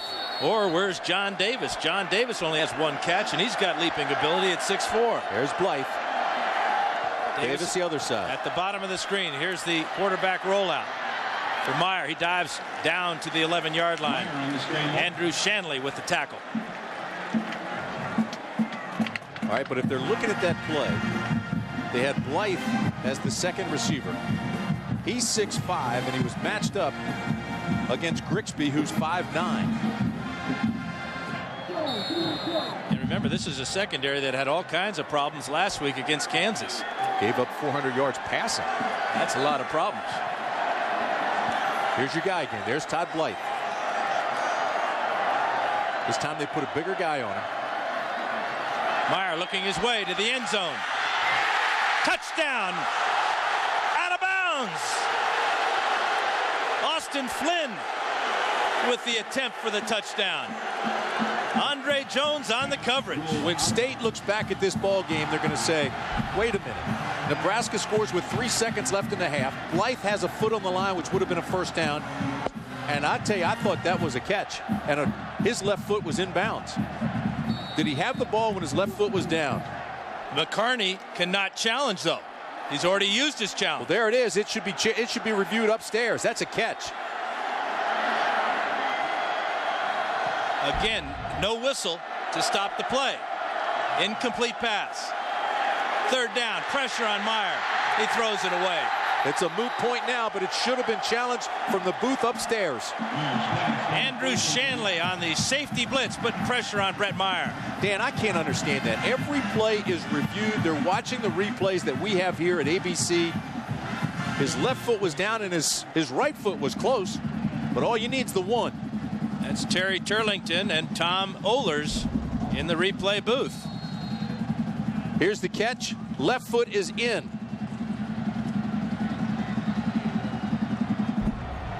So it'll be a 28-yard field goal for Brett Culberson.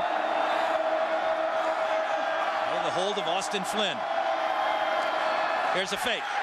Flynn. He's not going to get anywhere near a first down. Jay Moore with the tackle as Nebraska kept their defense on the field. And the Cyclones cannot take advantage of a great opportunity. Unbelievable.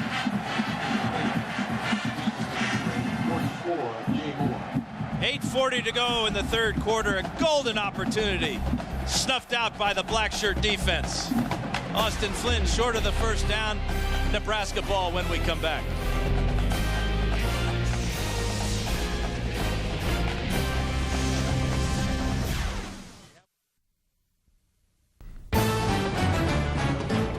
Saturday Night Football on ABC, presented by Southwest Airlines. The low fare from here to there. It's on Southwest Airlines at southwest.com. Pacific Life, for insurance, annuities, and investments. Choose Pacific Life, the power to help you succeed. Cadillac. And Capital One. What's in your wallet? Jack Trice Stadium, Ames, Iowa. 21-7, Nebraska backed up at their 7-yard line.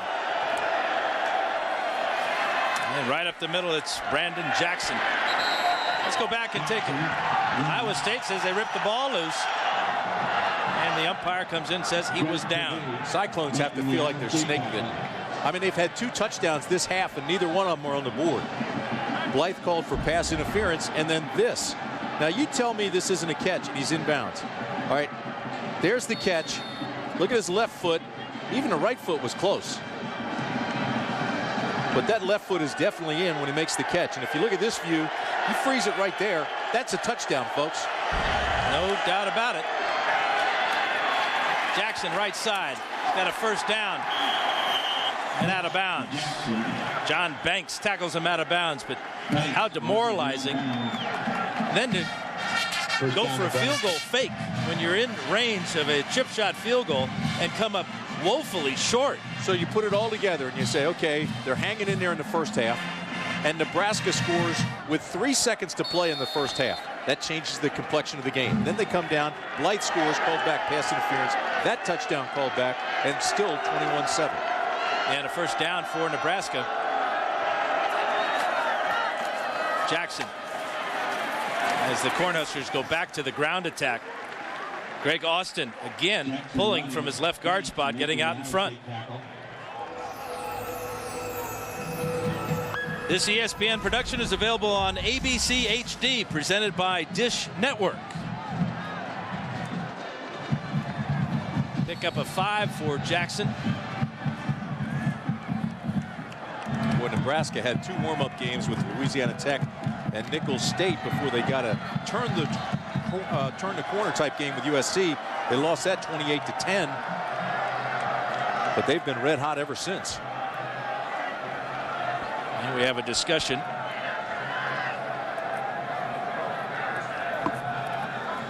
This is John Bible, our referee, talking to Rusty Weir, our umpire. The whole time they're talking, Nebraska continues to move guys in and out of the game.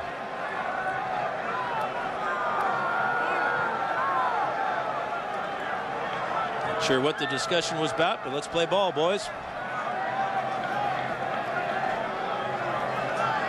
Swift and Dunn are in the ball game. Phillips just came in while that discussion was taking place. He's your tight end. And now the discussion continues again.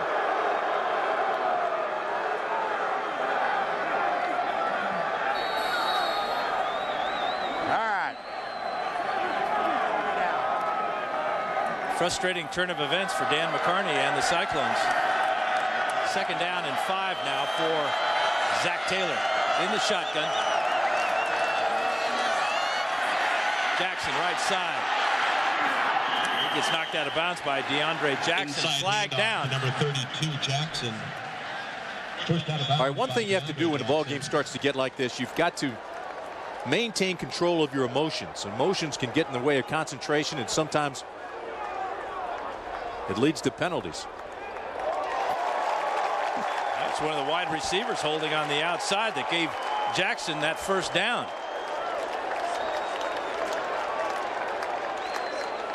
That's the first penalty against Nebraska this evening.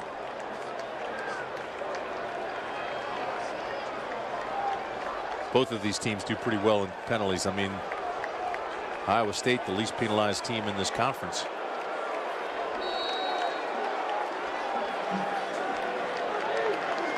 So it's again a spot of the foul penalty.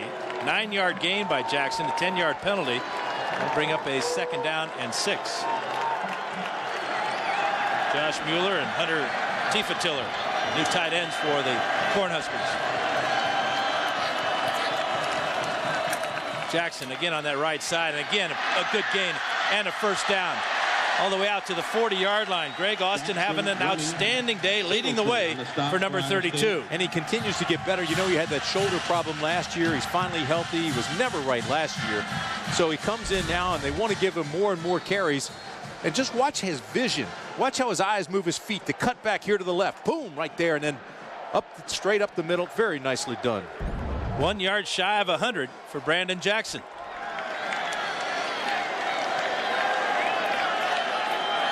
Not only is this drive taking time off the clock, it's taking the crowd out of the game. Pressure. Brent Curvey with the sack. 2nd of the game for Brent Curvey.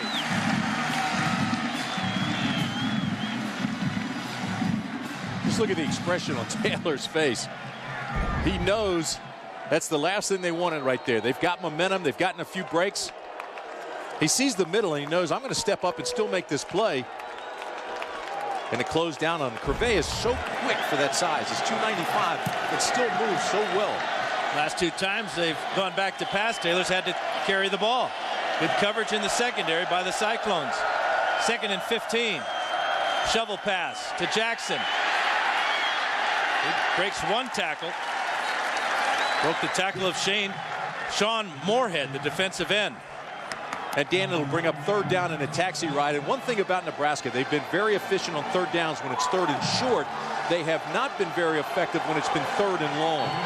Last week they were 3rd and 5 when it was 3rd and long. Tonight they're at 1 for 4. And you can feel on this 3rd down and that taxi ride how critical this is for the Cyclones.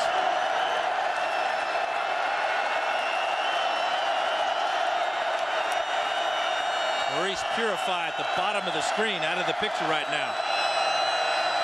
Another good catch by Taylor. Over the middle, Scott Peterson at midfield. Not enough. Nope, short. He's out to the 45-yard line. Needed to get to midfield. Cyclones showed blitz, backed off, only rushed with 3 guys. Taylor had the time this time, but again, everybody's covered. And the thing they did was keep them in front of them. They didn't let anybody get deep to get enough for the 1st down. That'll bring out Tinchner at a 48-yard punt in that first half with the wind at his back as he has it right now. Ryan Baum inside his 10-yard line to receive this punt. Oh, and it's a beauty. High, lazy spiral. And Baum with a fair catch call at the 12-yard line.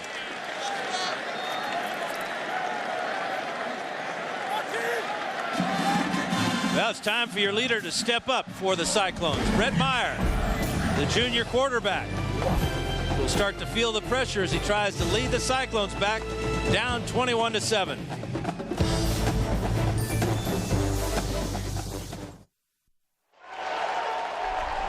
You're watching Saturday Night Football, presented by Southwest Airlines.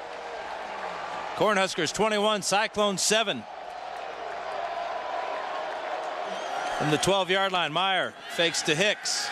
Rolls right, throws. Blythe has got it. Pushed out of bounds by Andre Jones, but not before he picks up a first down. And they keep running Blythe on that deep out. And eventually what's going to happen, he's going to run that out and up on Jones, because he's got Jones now getting aggressive on that out.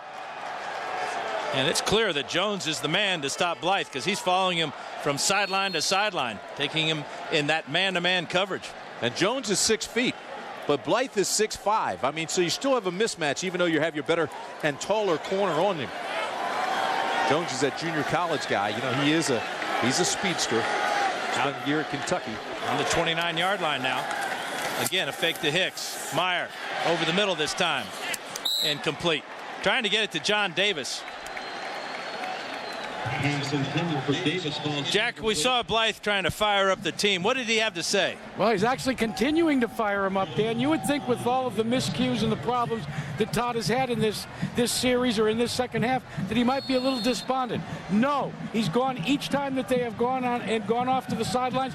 He has fired up his team. Here are the two things he told me. He said, one, we've learned that we can move the ball on these guys. And two, he challenged the offensive line to keep their quarterback erect. Not a bad idea on 2nd and 10. Meyer to the sideline. He's got John Davis finally. Second catch of the night for Davis. But that offensive line gave him a lot of time to throw. Jones on the coverage. You know, a touchdown here with this type of offense that the Cyclones run. They're not out of this game by any means, but they've got to get a touchdown. Well, they've had their heart broken twice in this half. Had touchdowns called back. They overcame a touchdown that was called back in the first half with the quarterback sneak from Meyer. 3rd and 1. 4-man line for the Huskers. Hicks. And he's not going to get it. Oh. Brandenburg, Lance Brandenburg. And the sad part is you're not in a 4-down area. You can't go for it here if you're the Cyclones. As much as Brett Meyer and those guys want to go for it, you just cannot do it with this field position. And the crowd will boo this, but the way you have moved the ball, you don't want to give the game away here by not making it first down. McCune, Brandenburg, and Stuart Bradley. All 3 linebackers on that play. This is Mike Brantner. Another punt for the Cyclones. Back deep is Terrence Nunn. And a fair catch signal at the 20-yard line for Nunn. Nunn with the fair catch. Southwest Airlines playbook will take you back. We'll show you what's been taking place so far, because this game has actually been closer than it's looked. First half dominated by the guys. This is Cody Glenn. He had 8 carries, 60 yards in that first half. Right now, 10 for 67 and the touchdown.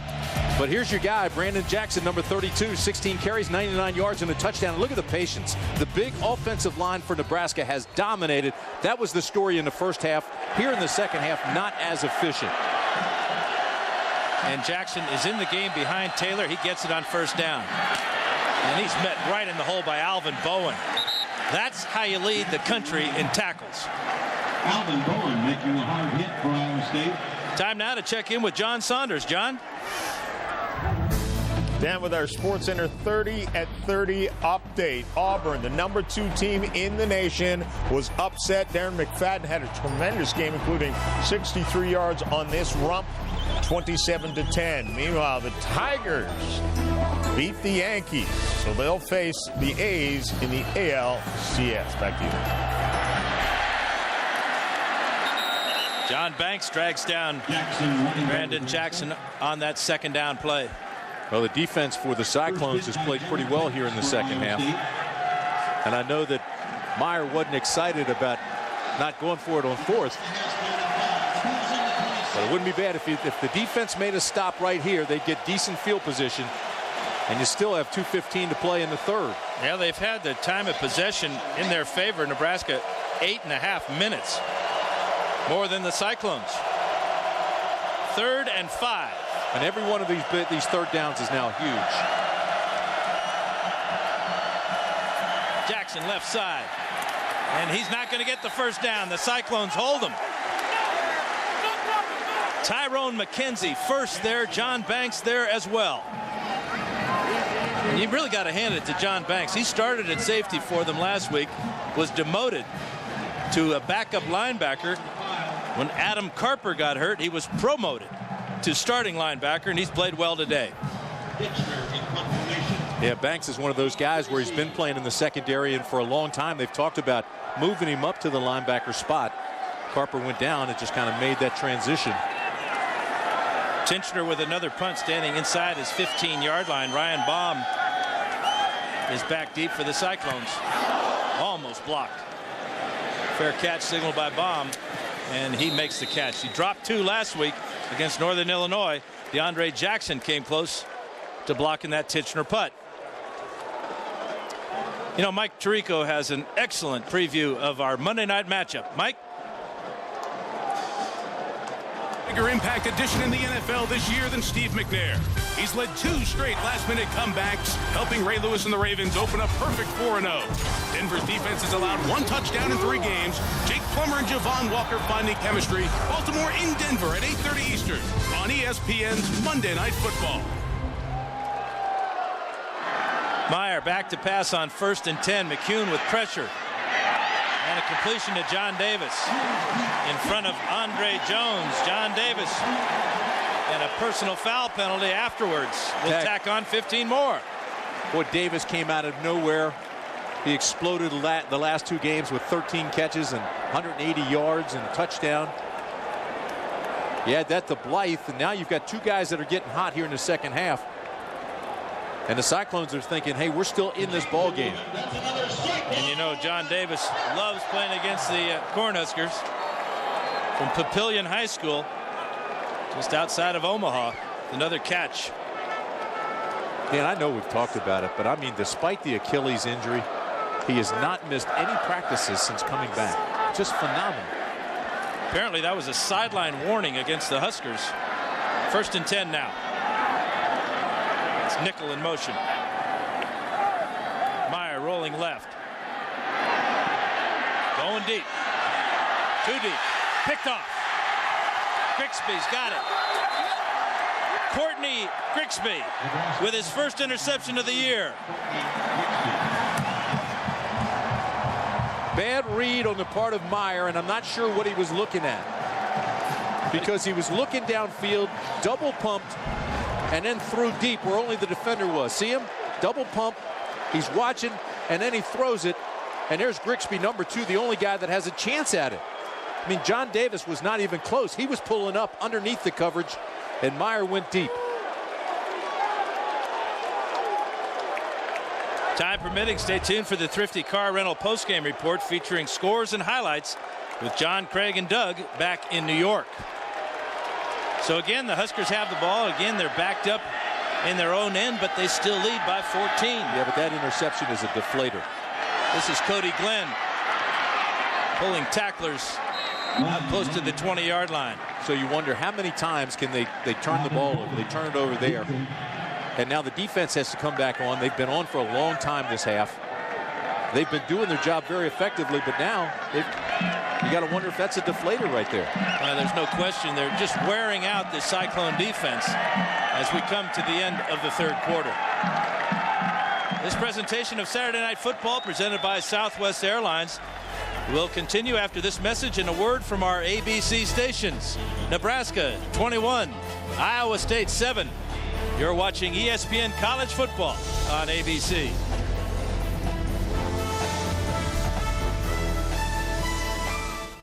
Watching ESPN on ABC. Start of the 4th quarter with Nebraska on top by 14. 2nd down and 3. This is Glenn, and he's going to get stopped in the backfield. Again, Alvin Bowen and John Banks on the stop. I'm still trying to figure out what Meyer saw when he threw his interception, because when you run the out and up, and here's Davis right here, and Davis is going to go up, and he's going to stop, and if you can't beat the cornerback, then stop again right there. Now he pulls up, but instead Meyer throws deep. This is the coach's camera. They're all 22, and you can see Grigsby just sitting deep. A misread by Meyer, and it was intercepted. So there's your coach's camera on that view of that play and what Meyer saw. 3rd and 4 for Taylor. He drills it. That's just short of the first down. Complete to France Harvey. Everybody up easy now. Easy. I'm going to check this one out to see just how close. Coming up about a half a yard shy of that first down. Your spot, Mickey.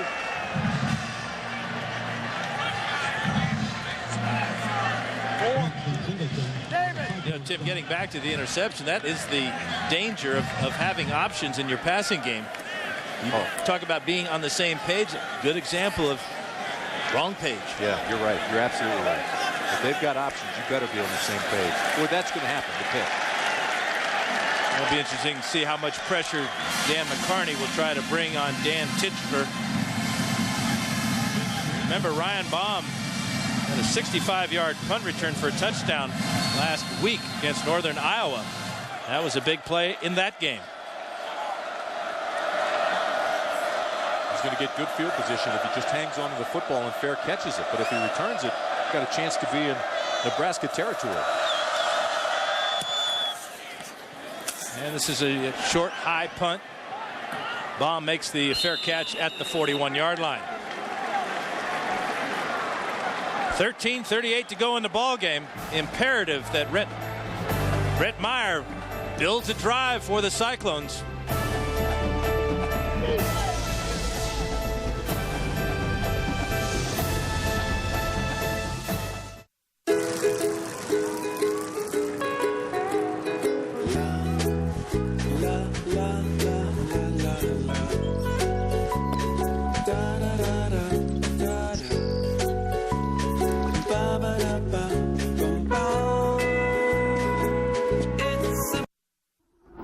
I'm Matt Weiner in New York with this Sports Center in-game update. We're setting up for a possible frantic finish on ESPN. Tennessee and Georgia.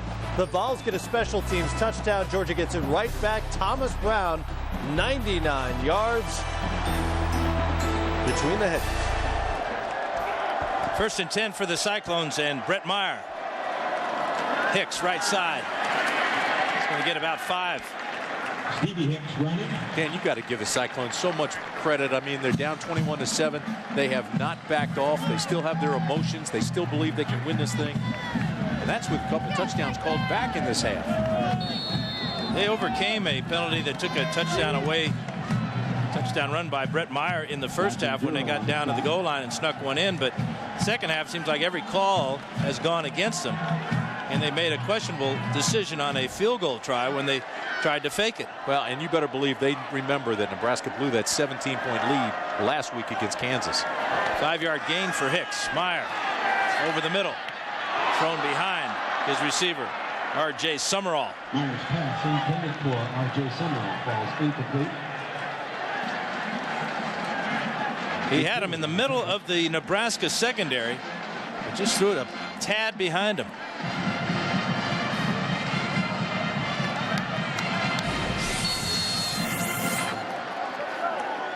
Wow. That's a wow. You bet. And then Iowa State doing okay through the air. Not a lot of pass yardage in the second half for Nebraska, but they haven't needed it. Look at the time. 3rd down and 5. Good time to throw, and he's got a man wide open at Summerall. And he's taken down inside the 45-yard line. Corey McCune on the tackle. 1st down for Iowa State. We're inside the 45. That's another Cyclone. Well, Tennessee is going in for a touchdown that they sorely need to increase their lead over Georgia. Here it's 1st down and 10 at the 43-yard line of Nebraska for the Cyclones.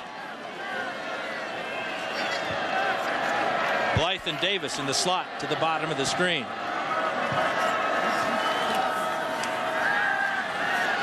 Meyer throwing deep down the sidelines, trying to get the ball to Blythe. Well overthrown. Andrew Shanley with tight coverage. No, but that time he really did a nice job of throwing it away out of bounds. No pick. Tomorrow, join ABC as some of the PGA Tour's best tee it up for the final round of the Chrysler Classic of Greensboro. Coverage begins tomorrow at 3 Eastern, noon Pacific time. 4. That's what you usually say. And it works, too. Get everybody on the course bailing out. 2nd and 10. To the sideline.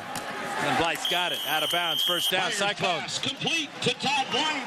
Stopping the clock. Moving the ball. Got to give some credit to the offensive line, giving Meyer plenty of time to throw. You know, the guy is big, but also he runs great routes. Look at this. Fakes the stretch. Keeps both feet in. I would not go away from him now. You've got Phillips has a hot hand, and you've got Blythe is making all the catches now as well. You can go to either side. Just make your reads correctly and deliver the football.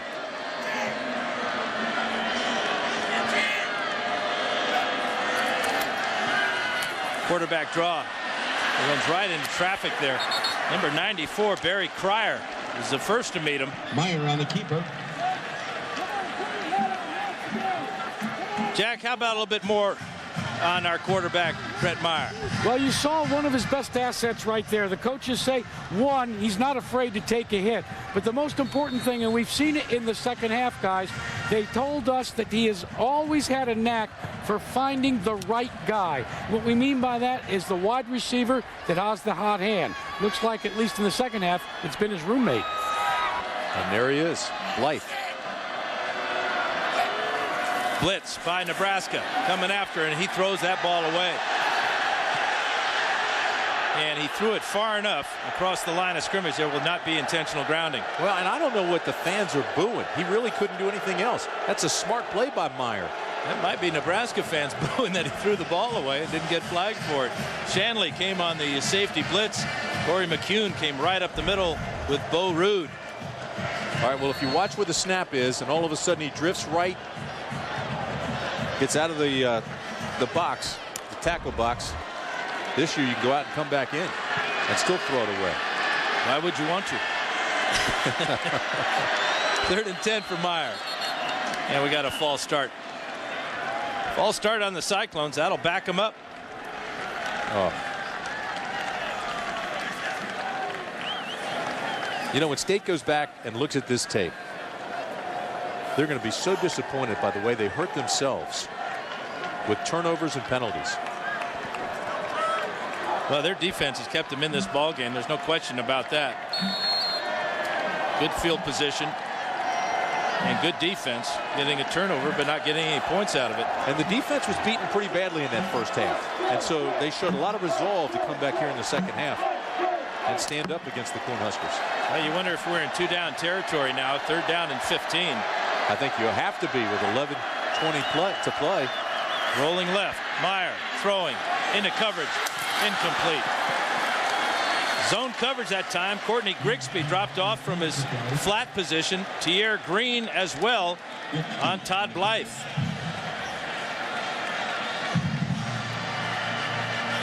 But you know, as a quarterback, you always want to know if you're going to go for it on 4th down, Tim, because if you do, if you know that, you don't throw the ball down the field as far. You just try to get it in 2 downs. You're right. So here we go. 4th down and 15. And to be honest with you, I don't think Meyer ever saw the safety on that last play. He threw it over the linebacker, but he didn't see the safety come over. Blitz by Nebraska right up the middle. Going deep for Blythe. Incomplete, out of bounds. Ball just sailed out of bounds on Brett Meyer. Yeah, good call there because the wind's at his back. And he's got to give his receiver a chance to make the catch and fight for it. But it did sail. I don't know if the wind got it, Dan, or if it just overthrew him. Your point about giving your receiver a chance to make a play is exactly right. Andre Jones with the coverage. Stuart Bradley with the pressure. It'll be Nebraska ball when we come back, leading by 14. You're watching ESPN College Football on ABC.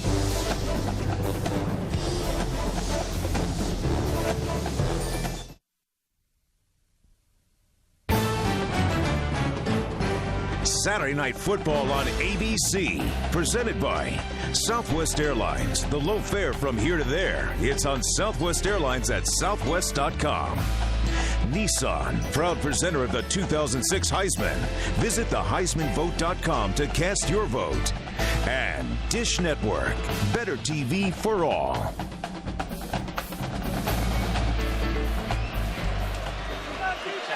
$11-12 to go in the fourth quarter. Clock moving, and Brandon Jackson isn't. Brent Curvey takes him down. Quarterback Zach Taylor knows that you've got to be a good leader to play a position like quarterback. People have to see confidence that I have in myself in order for them to believe that this offense is going to work. And, you know, maybe at the beginning of last year they didn't see that so much. You know, I was a little unsure of myself, and I was still kind of learning the offense. So we sputtered there for a while, but I think guys now know that I'm confident in what I'm doing, and I'm confident that I can take this team to a higher level. So they have a lot of faith in me, I believe. Perfect 3 out of 3 in the second half for Taylor. He's in his second year in this system, and he's been tutored, he's been coached up, and he is extremely confident right now. And he'll throw. He's got a completion to Maurice Purify. Alvin Bowen trying to take Purify's head off. The number 16 Purify. Alvin Bowen with the hard. Jack, you want to add something to the quarterback story? Yeah, well, one of the reasons why maybe Zach Taylor has learned how to be better at this West Coast defense is something that Bill Callahan brought from the NFL. You know, in the NFL, most of the teams have what they call quarterback orientation. In the offseason, they take the quarterback in for intensive training, breaking down all the film, telling him what he has to work with. Well, Callahan has started to do that at Nebraska, and Zach Taylor says he has benefited immensely from QB orientation. Now we'll see how the orientation does on 3rd and 5. Looks like we got a false start there on Nebraska. It looked like Mike Huff may have moved as he saw a Cyclone coming at him.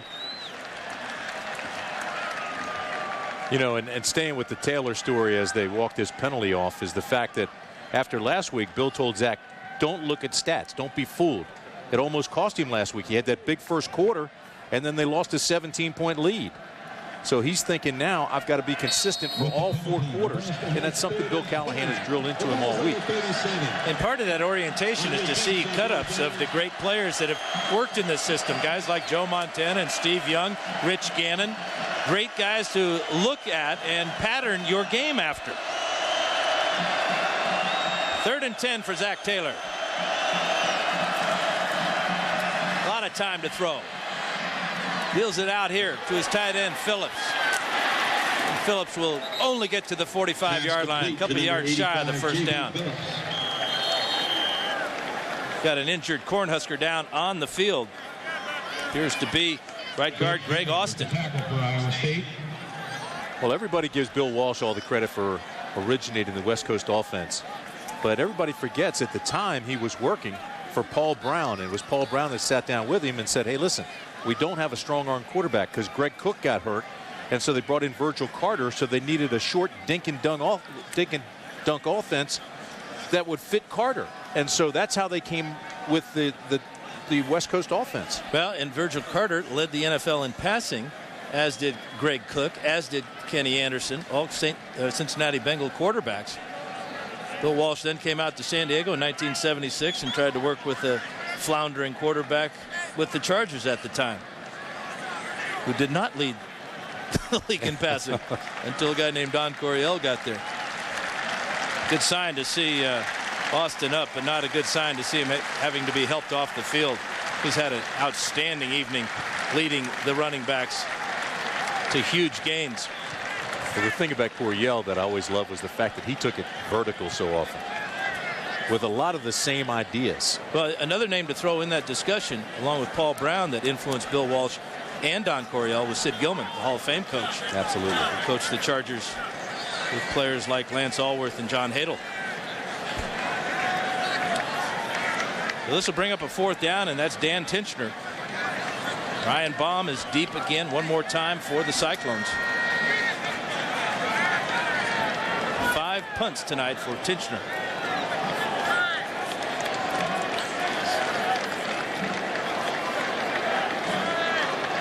How were you when you knew you had the gift to throw? When I turned about 15, sophomore year, yeah. 3 of the best years of my life, sophomore year. 4th and 2 for Titchener. Another flag. Fair catch by Baum. He makes the catch. Flag down, flag down. There's a flag on the play. Couple flags on the play. Yeah, again, if this is against Iowa State, this will be a first down. It's not, though. Illegal procedure against the Cornhuskers. Time's a wasting. Got to get that ball and go with it now if you're Dan McCarney and the Cyclones. Down 2 scores, 8:34 to play. I'd make them punt again. Aren't they going to make them punt? Well, he's got the option, and that's what's being explained to him right now. All right, where were we when he made the catch, and where will they be punting from?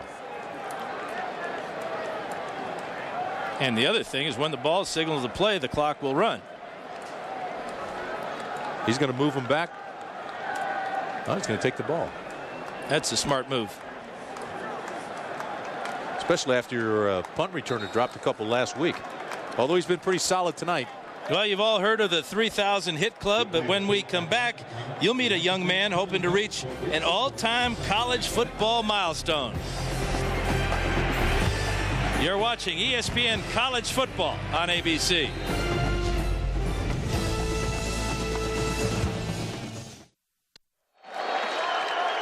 Well, tomorrow night at 8 Eastern, it'll be Northern Illinois and Miami of Ohio on ESPN. Right now it's 1st and 10 for Brett Meyer. Pressure, he runs out. Gets out to the 30-yard line. Well, our Sunday night connection on the phone, we've got the young man who's threatening to become a Heisman Trophy winner, Garrett Wolf from Northern Illinois. Garrett, good to have you join us tonight. Thanks for having me. So what are your chances of 2 things? Number 1, breaking the all-time single-season record of Barry Sanders, and number 2, more importantly perhaps, is winning the Heisman. Well, my chances, if you look at the averages, they look pretty good, but I'm not big on the averages or what I have at this point. The main thing would be to be the leading rusher and maintain that average through 12 games. I think if I can do that, then a lot of good things can happen. Now, that was a good catch by Todd Blythe into Nebraska territory. But the one thing, though, that you have going for you is a schedule that's favorable, and plus the pace you're on, 236 yards a game. That's impressive. Yeah, and I think that's most definitely a testament to the great job of my offensive line and the wide receivers and tight ends who all lay it on the line every day, and in hopes of keeping this running game on track. Meyer chased out of the pocket. He's going to throw incomplete. Should be a flag. Hit him early. R.J. Summerall, the intended receiver. Tierre Green with the hit. Ball may have been deemed uncatchable, thrown too high. Went right through his hands. So I don't think that's a legit thing. Hey, they hit him too early, and that's a call they didn't get, they should have gotten. And the crowd knows it.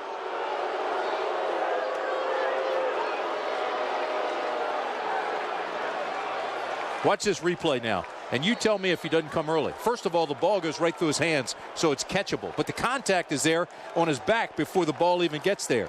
That's a flag that should have been thrown that wasn't. Hey, Garrett, you're talking about your offensive line moving. Make sure you keep all those promotion people pumping you up, too. That's important in the Heisman race. Oh, yeah, most definitely. I think the university has done a great job with what they've done so far. But the numbers that I've been fortunate enough to put up, I think, really should speak for themselves. Yeah, but that's as much a hype award as it is Heisman, unfortunately. Well, Garrett. Oh, that's very true. Austin Flynn with the catch penalty against Nebraska. We want to thank you so much for hanging with us, Garrett. We know you got a big game tomorrow night against Miami of Ohio. We'll be checking it out on ESPN at 8 o'clock Eastern time. Thanks again, bud. Thank you. Good luck, Garrett. All right. Big personal foul penalty at the end of that play will move the ball inside the 20-yard line for the Cyclones. Nearing 7 minutes to go in the ball game. Imperative they get in the end zone in a hurry. Nebraska showing blitz. Here they come. Ball thrown behind Summerall. Adam Carricker with the pressure on the quarterback and the hit. Well, Summerall's coming back, and he's all upset because the ball wasn't thrown. where he wanted it, and it's a little hard, but if he knew the pressure Meyer was under, he'd think twice. 6'6", 295 pounds of pressure. Look at this. Meyer can feel it and releases it early. Certainly earlier than he wanted to. And that's a classy move by Carricker. He could have grabbed him and taken him to the ground and pushed that 295 pounds down on top of Meyer, but he just decided to push him down gently.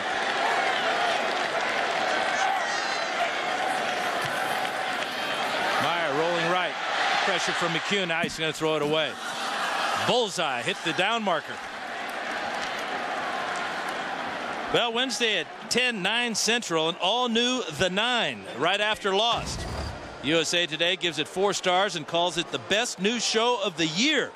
Held hostage for 52 hours, 9 lives are bound together in ways they could never have imagined. But the bank robbery is just the beginning of their story. Find out what really happened in there, only on ABC. Well, the 9+1 is what they need here on 3rd down. John Davis to the top of the screen. Austin Flynn in the slot. This is nickel in motion, and now we got a false start again. May have been the center, Scott Stevenson, with a double clutch. Now it's 9+6 for the first down. I'm scared You of ducks, you're unbelievable. Brainiacs, all of you.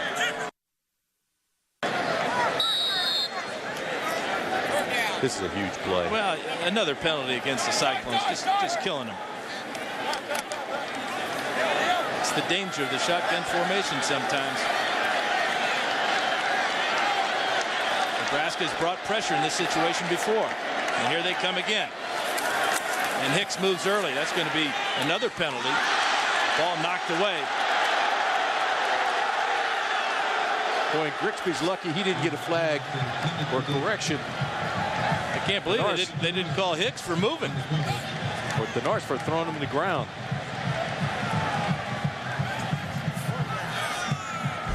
They get a good drive. They get all the way down inside the red zone. There goes Hicks. He gets away with it.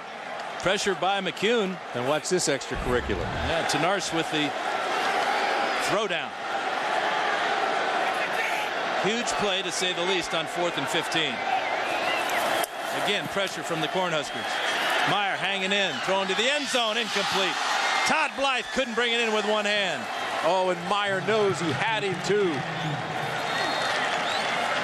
Todd Blythe shaking his head because he had come free, was open, was in the end zone. Good pass, has 6.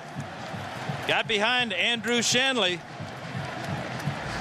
21-7's our score. It could have been 21-14 if he could pull that one in. You're watching ESPN College Football on ABC. You're watching ESPN on ABC.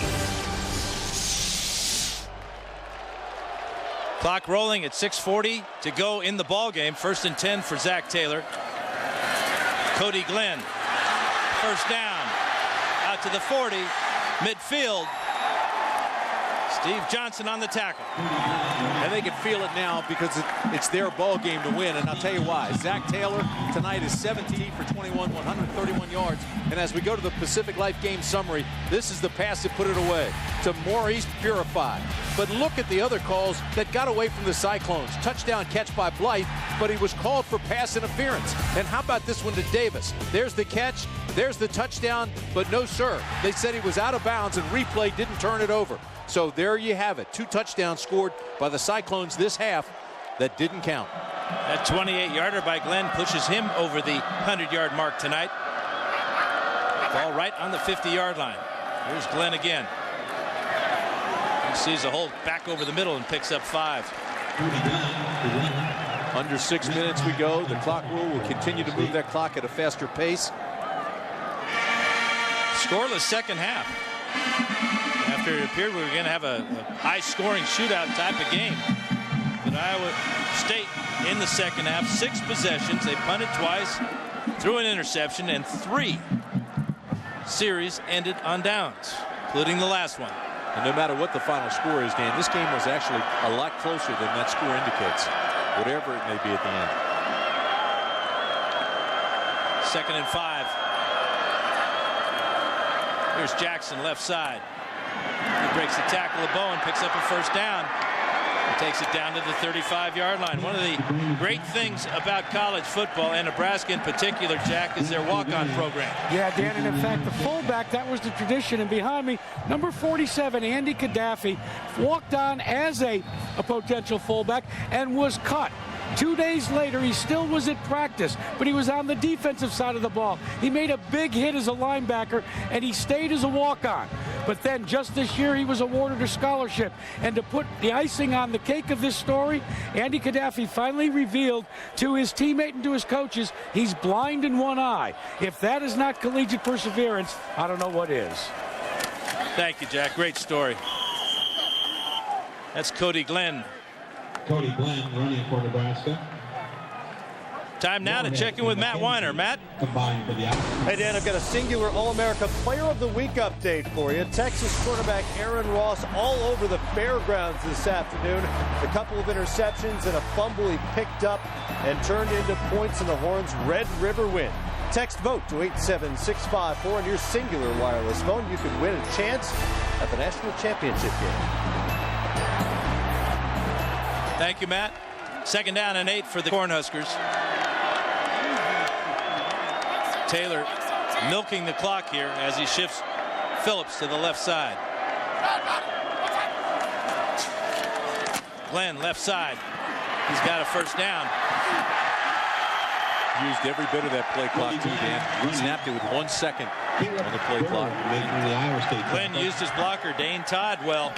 Well, time permitting, stay tuned for the Thrifty Car Rental postgame report featuring scores and highlights with John, Craig, and Doug back in New York. And there were a lot of good college football highlights today.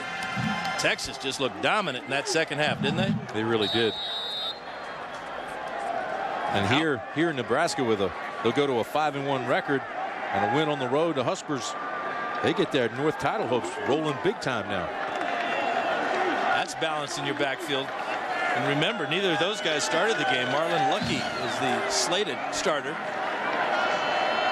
Again, the play clock will go all the way down to about 1 second before Taylor snaps it. And again, they're going to hit that left side. Dane Todd with another big block, sending Glenn down the sideline. Flag down. This one may be coming back.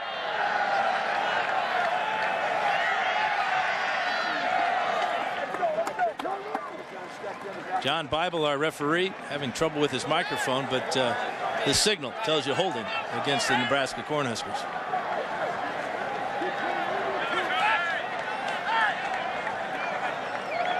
Well, Wednesday at 9, 8 Central, an all-new Lost on right before the 9.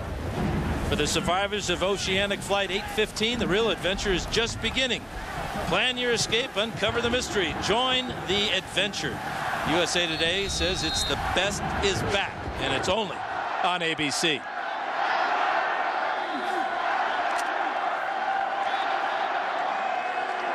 That penalty will push the Huskers back to the 32-yard line. Clock is the real enemy now for the Cyclones.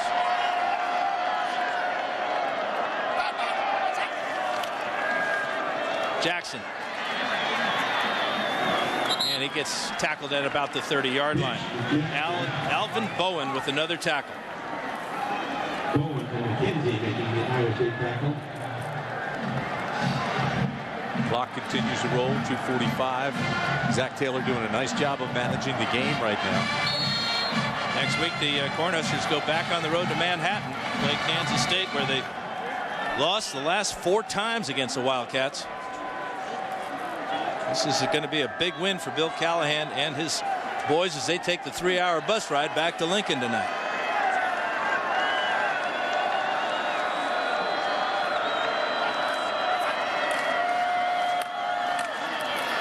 Cody Glenn, 20.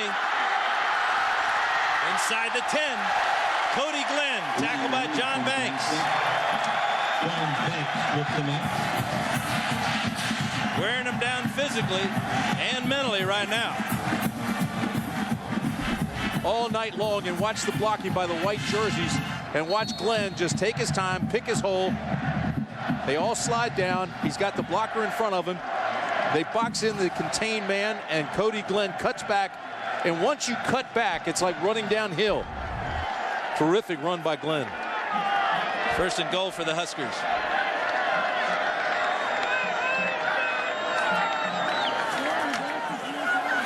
Glenn again patiently searching for that daylight. Sean Moorhead with the tackle. Well, stay tuned for your late local news immediately following the game over most of these ABC stations and over on ESPN Sports Center.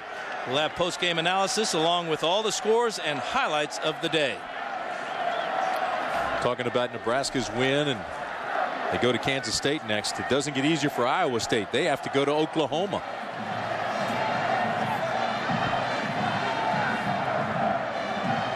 Look down the road for Nebraska, and after Kansas State comes Texas, but they have them in Lincoln, and then Oklahoma State, Missouri, Texas, and Colorado. No easy games, are there? Especially the way Missouri's playing. Yep. This has been an interesting ball game for Nebraska's offense. They've done it with a solid running game that shows 2 running backs over 100 yards and a solid performance from the quarterback in Zach Taylor. That's what we were talking about. You talked about at Kansas State. Then they've got Texas at home, at Oklahoma State, but then Missouri, and they get them at home. So actually, things setting up pretty good for Nebraska. They've had trouble winning here in Ames the last couple of times. Lost 2. Had trouble in Manhattan. Got this monkey off their back. Yeah, and that's why I say they'll really start thinking about the title hopes. They'll get those babies rolling now.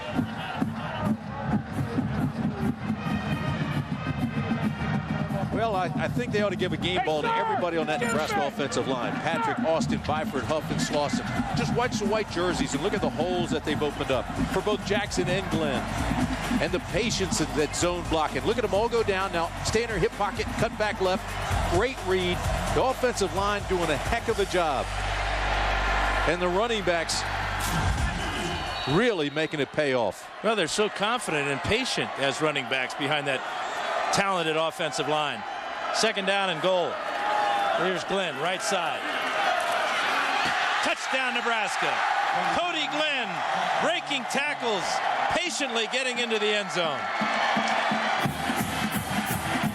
Talked about guys being hide-and-seek runners behind that big offensive line. Hiding behind the line, seeking the hole, then exploding, but you also have to have power.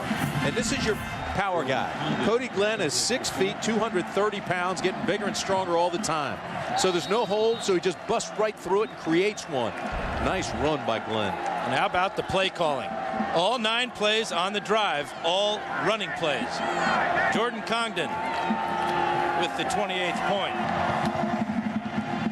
Melt the clock, shorten the game, do it on the ground, and get home to Lincoln. Well, he started the scoring with a 3-yard run. This one from 9 yards is a thing of beauty. You're watching ESPN College Football on ABC.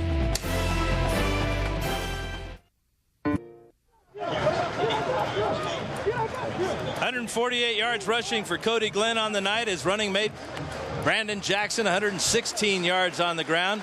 And how about Zach Taylor's only thrown for 131 yards.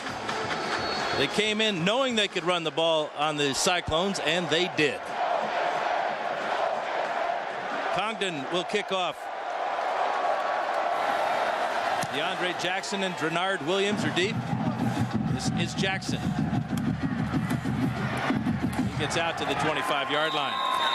Jackson on the return.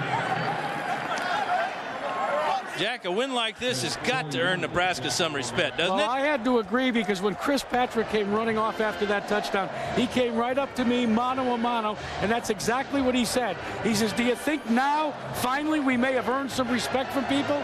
He's about 12 inches taller than I am. I was in the affirmative right away. It's a good place to be, Jack. Here's Brett Meyer under pressure. He's got Summerall at the 30-yard line. Well, today's Chevrolet players of the game are Cody Glenn of Nebraska and Alvin Bowen of Iowa State. In recognition of their efforts, Chevrolet will make a $1,000 contribution to each university's general scholarship fund. How about 17 tackles for Alvin Bowen, the leading tackler in NCAA football? Incomplete for Summerall. You know, they're talking about respect. The Huskers, as we mentioned earlier, they had those 2 warm-up games against Louisiana Tech and Nicholls State.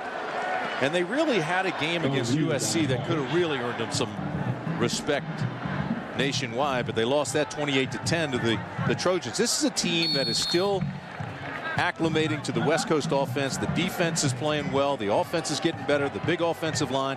So, I mean, they're getting better and better. And I think by the end of the season, yeah, they'll have everybody's respect.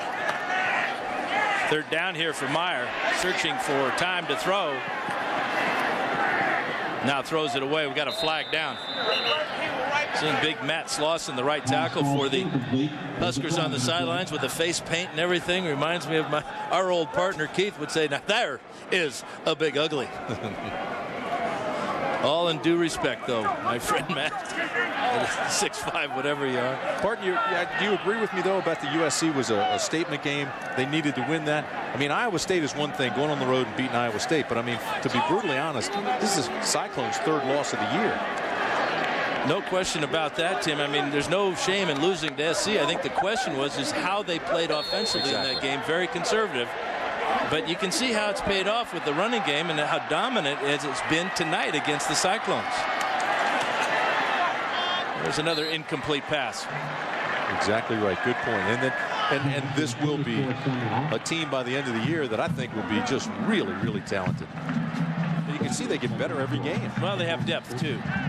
And they're able to recruit. I thought it was interesting in talking to Bill Callahan how he invited Tampa Bay Buccaneer head coach John Gruden, his old boss at Oakland with the Oakland Raiders, to camp to help put in this offense and help explain it to some of the players. And what an added bonus that was, especially for Zach Taylor. Meyer hit as he throws. And if I'm a recruit and I hear guys like Gruden coming to practice and work with you, I mean, that's an asset. That's a great plus. Next Saturday, most of you will see number 6 Michigan on the road in Happy Valley for a primetime showdown with Joe Paterno and the Nittany Lions. Others will see Arizona State take on number 3, or is it number 2 USC? Saturday Night Football on ABC, presented by Southwest Airlines, 8 Eastern, 5 Pacific. College football lives here. You better believe they'll be number 2 this week. Well, Auburn just got spanked at home by Arkansas, didn't they? 31 seconds to go. 3rd and 10 for Meyer. He's got a wide open Summerall.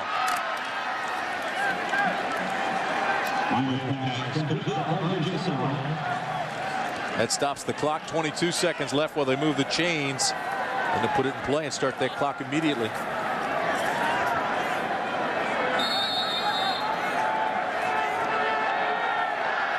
First and 10 for Meyer. Trying to get it to Blythe one more time. Penalty flag down. And maybe now, with 11 seconds to go, the Cyclones will get a call on a pass play. You go back to that catch by Austin Flynn that was not ruled a touchdown, and that just killed this Cyclone offense. Would have cut the lead to 21-14.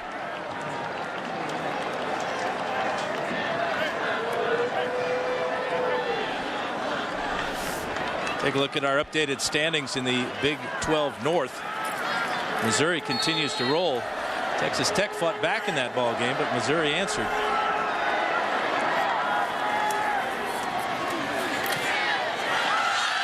To Blythe, touchdown Cyclone. Blythe's had a great second half, even though he didn't get all the calls and they aren't going to win this game, but he's been spectacular. You got to give it up for Brett Meyer. He had pressure right in his face from Stuart Bradley. In fact, he got hit just as he let that ball go. Here's the pressure, and he's been facing this all day and staying in the pocket and throwing anyway. And then the catch at the other end.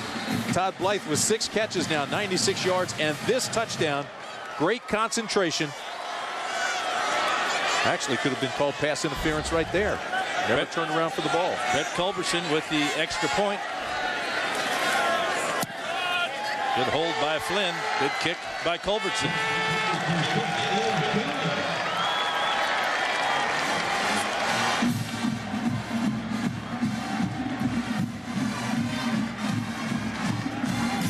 Todd Blythe with his fifth catch of the second half. 96 yards and a touchdown in a very eventful second half. He's a terrific receiver. And they thought the knee would slow him down. He had surgery, came back just as good as he was before. As a matter of fact, I think he's going to be terrific at the next level because he's got the speed and size and great hands. Tough body, soft hands. And he's got one more year if he chooses to use it here in Ames. He says he's going to. Now, whether he does or not, that's another question, but he says he will. Big win for Bill Callahan and the Cornhuskers. This will be win number 799 in this great program at Lincoln.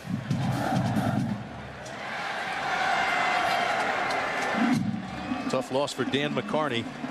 Been with him the last couple days. He's been very intense. Thought he'd win this ball game. Was very confident. Looks like he's looking to get a head start on the crowd. Remember with the clock rule, as soon as this ball is kicked off by Josh Grebon, clock will start and this ball game will be mercifully over. Josh Grebon lining up for the onside kick. State.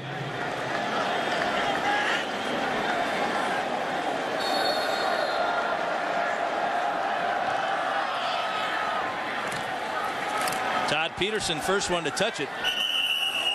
And Nebraska's got it, and that will do it. Clock will roll as soon as the ball is signaled ready to play, and we'll be done with this one.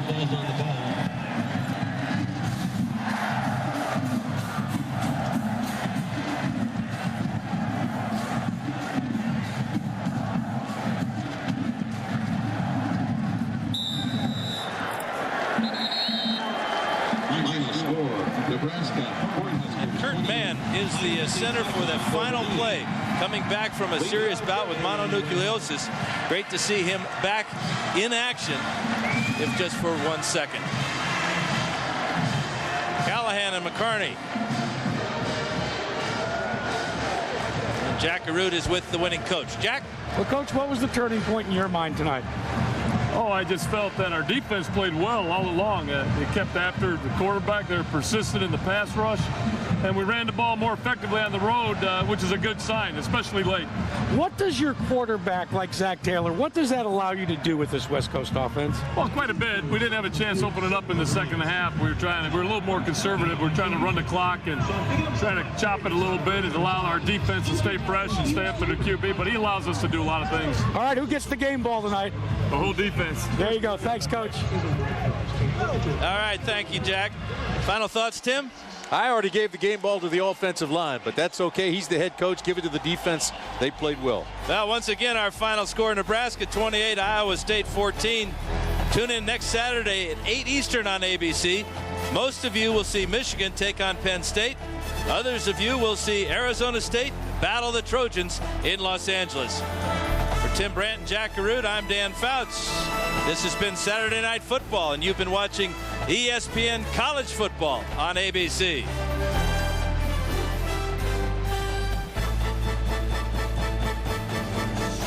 This has been a special presentation of ESPN on ABC.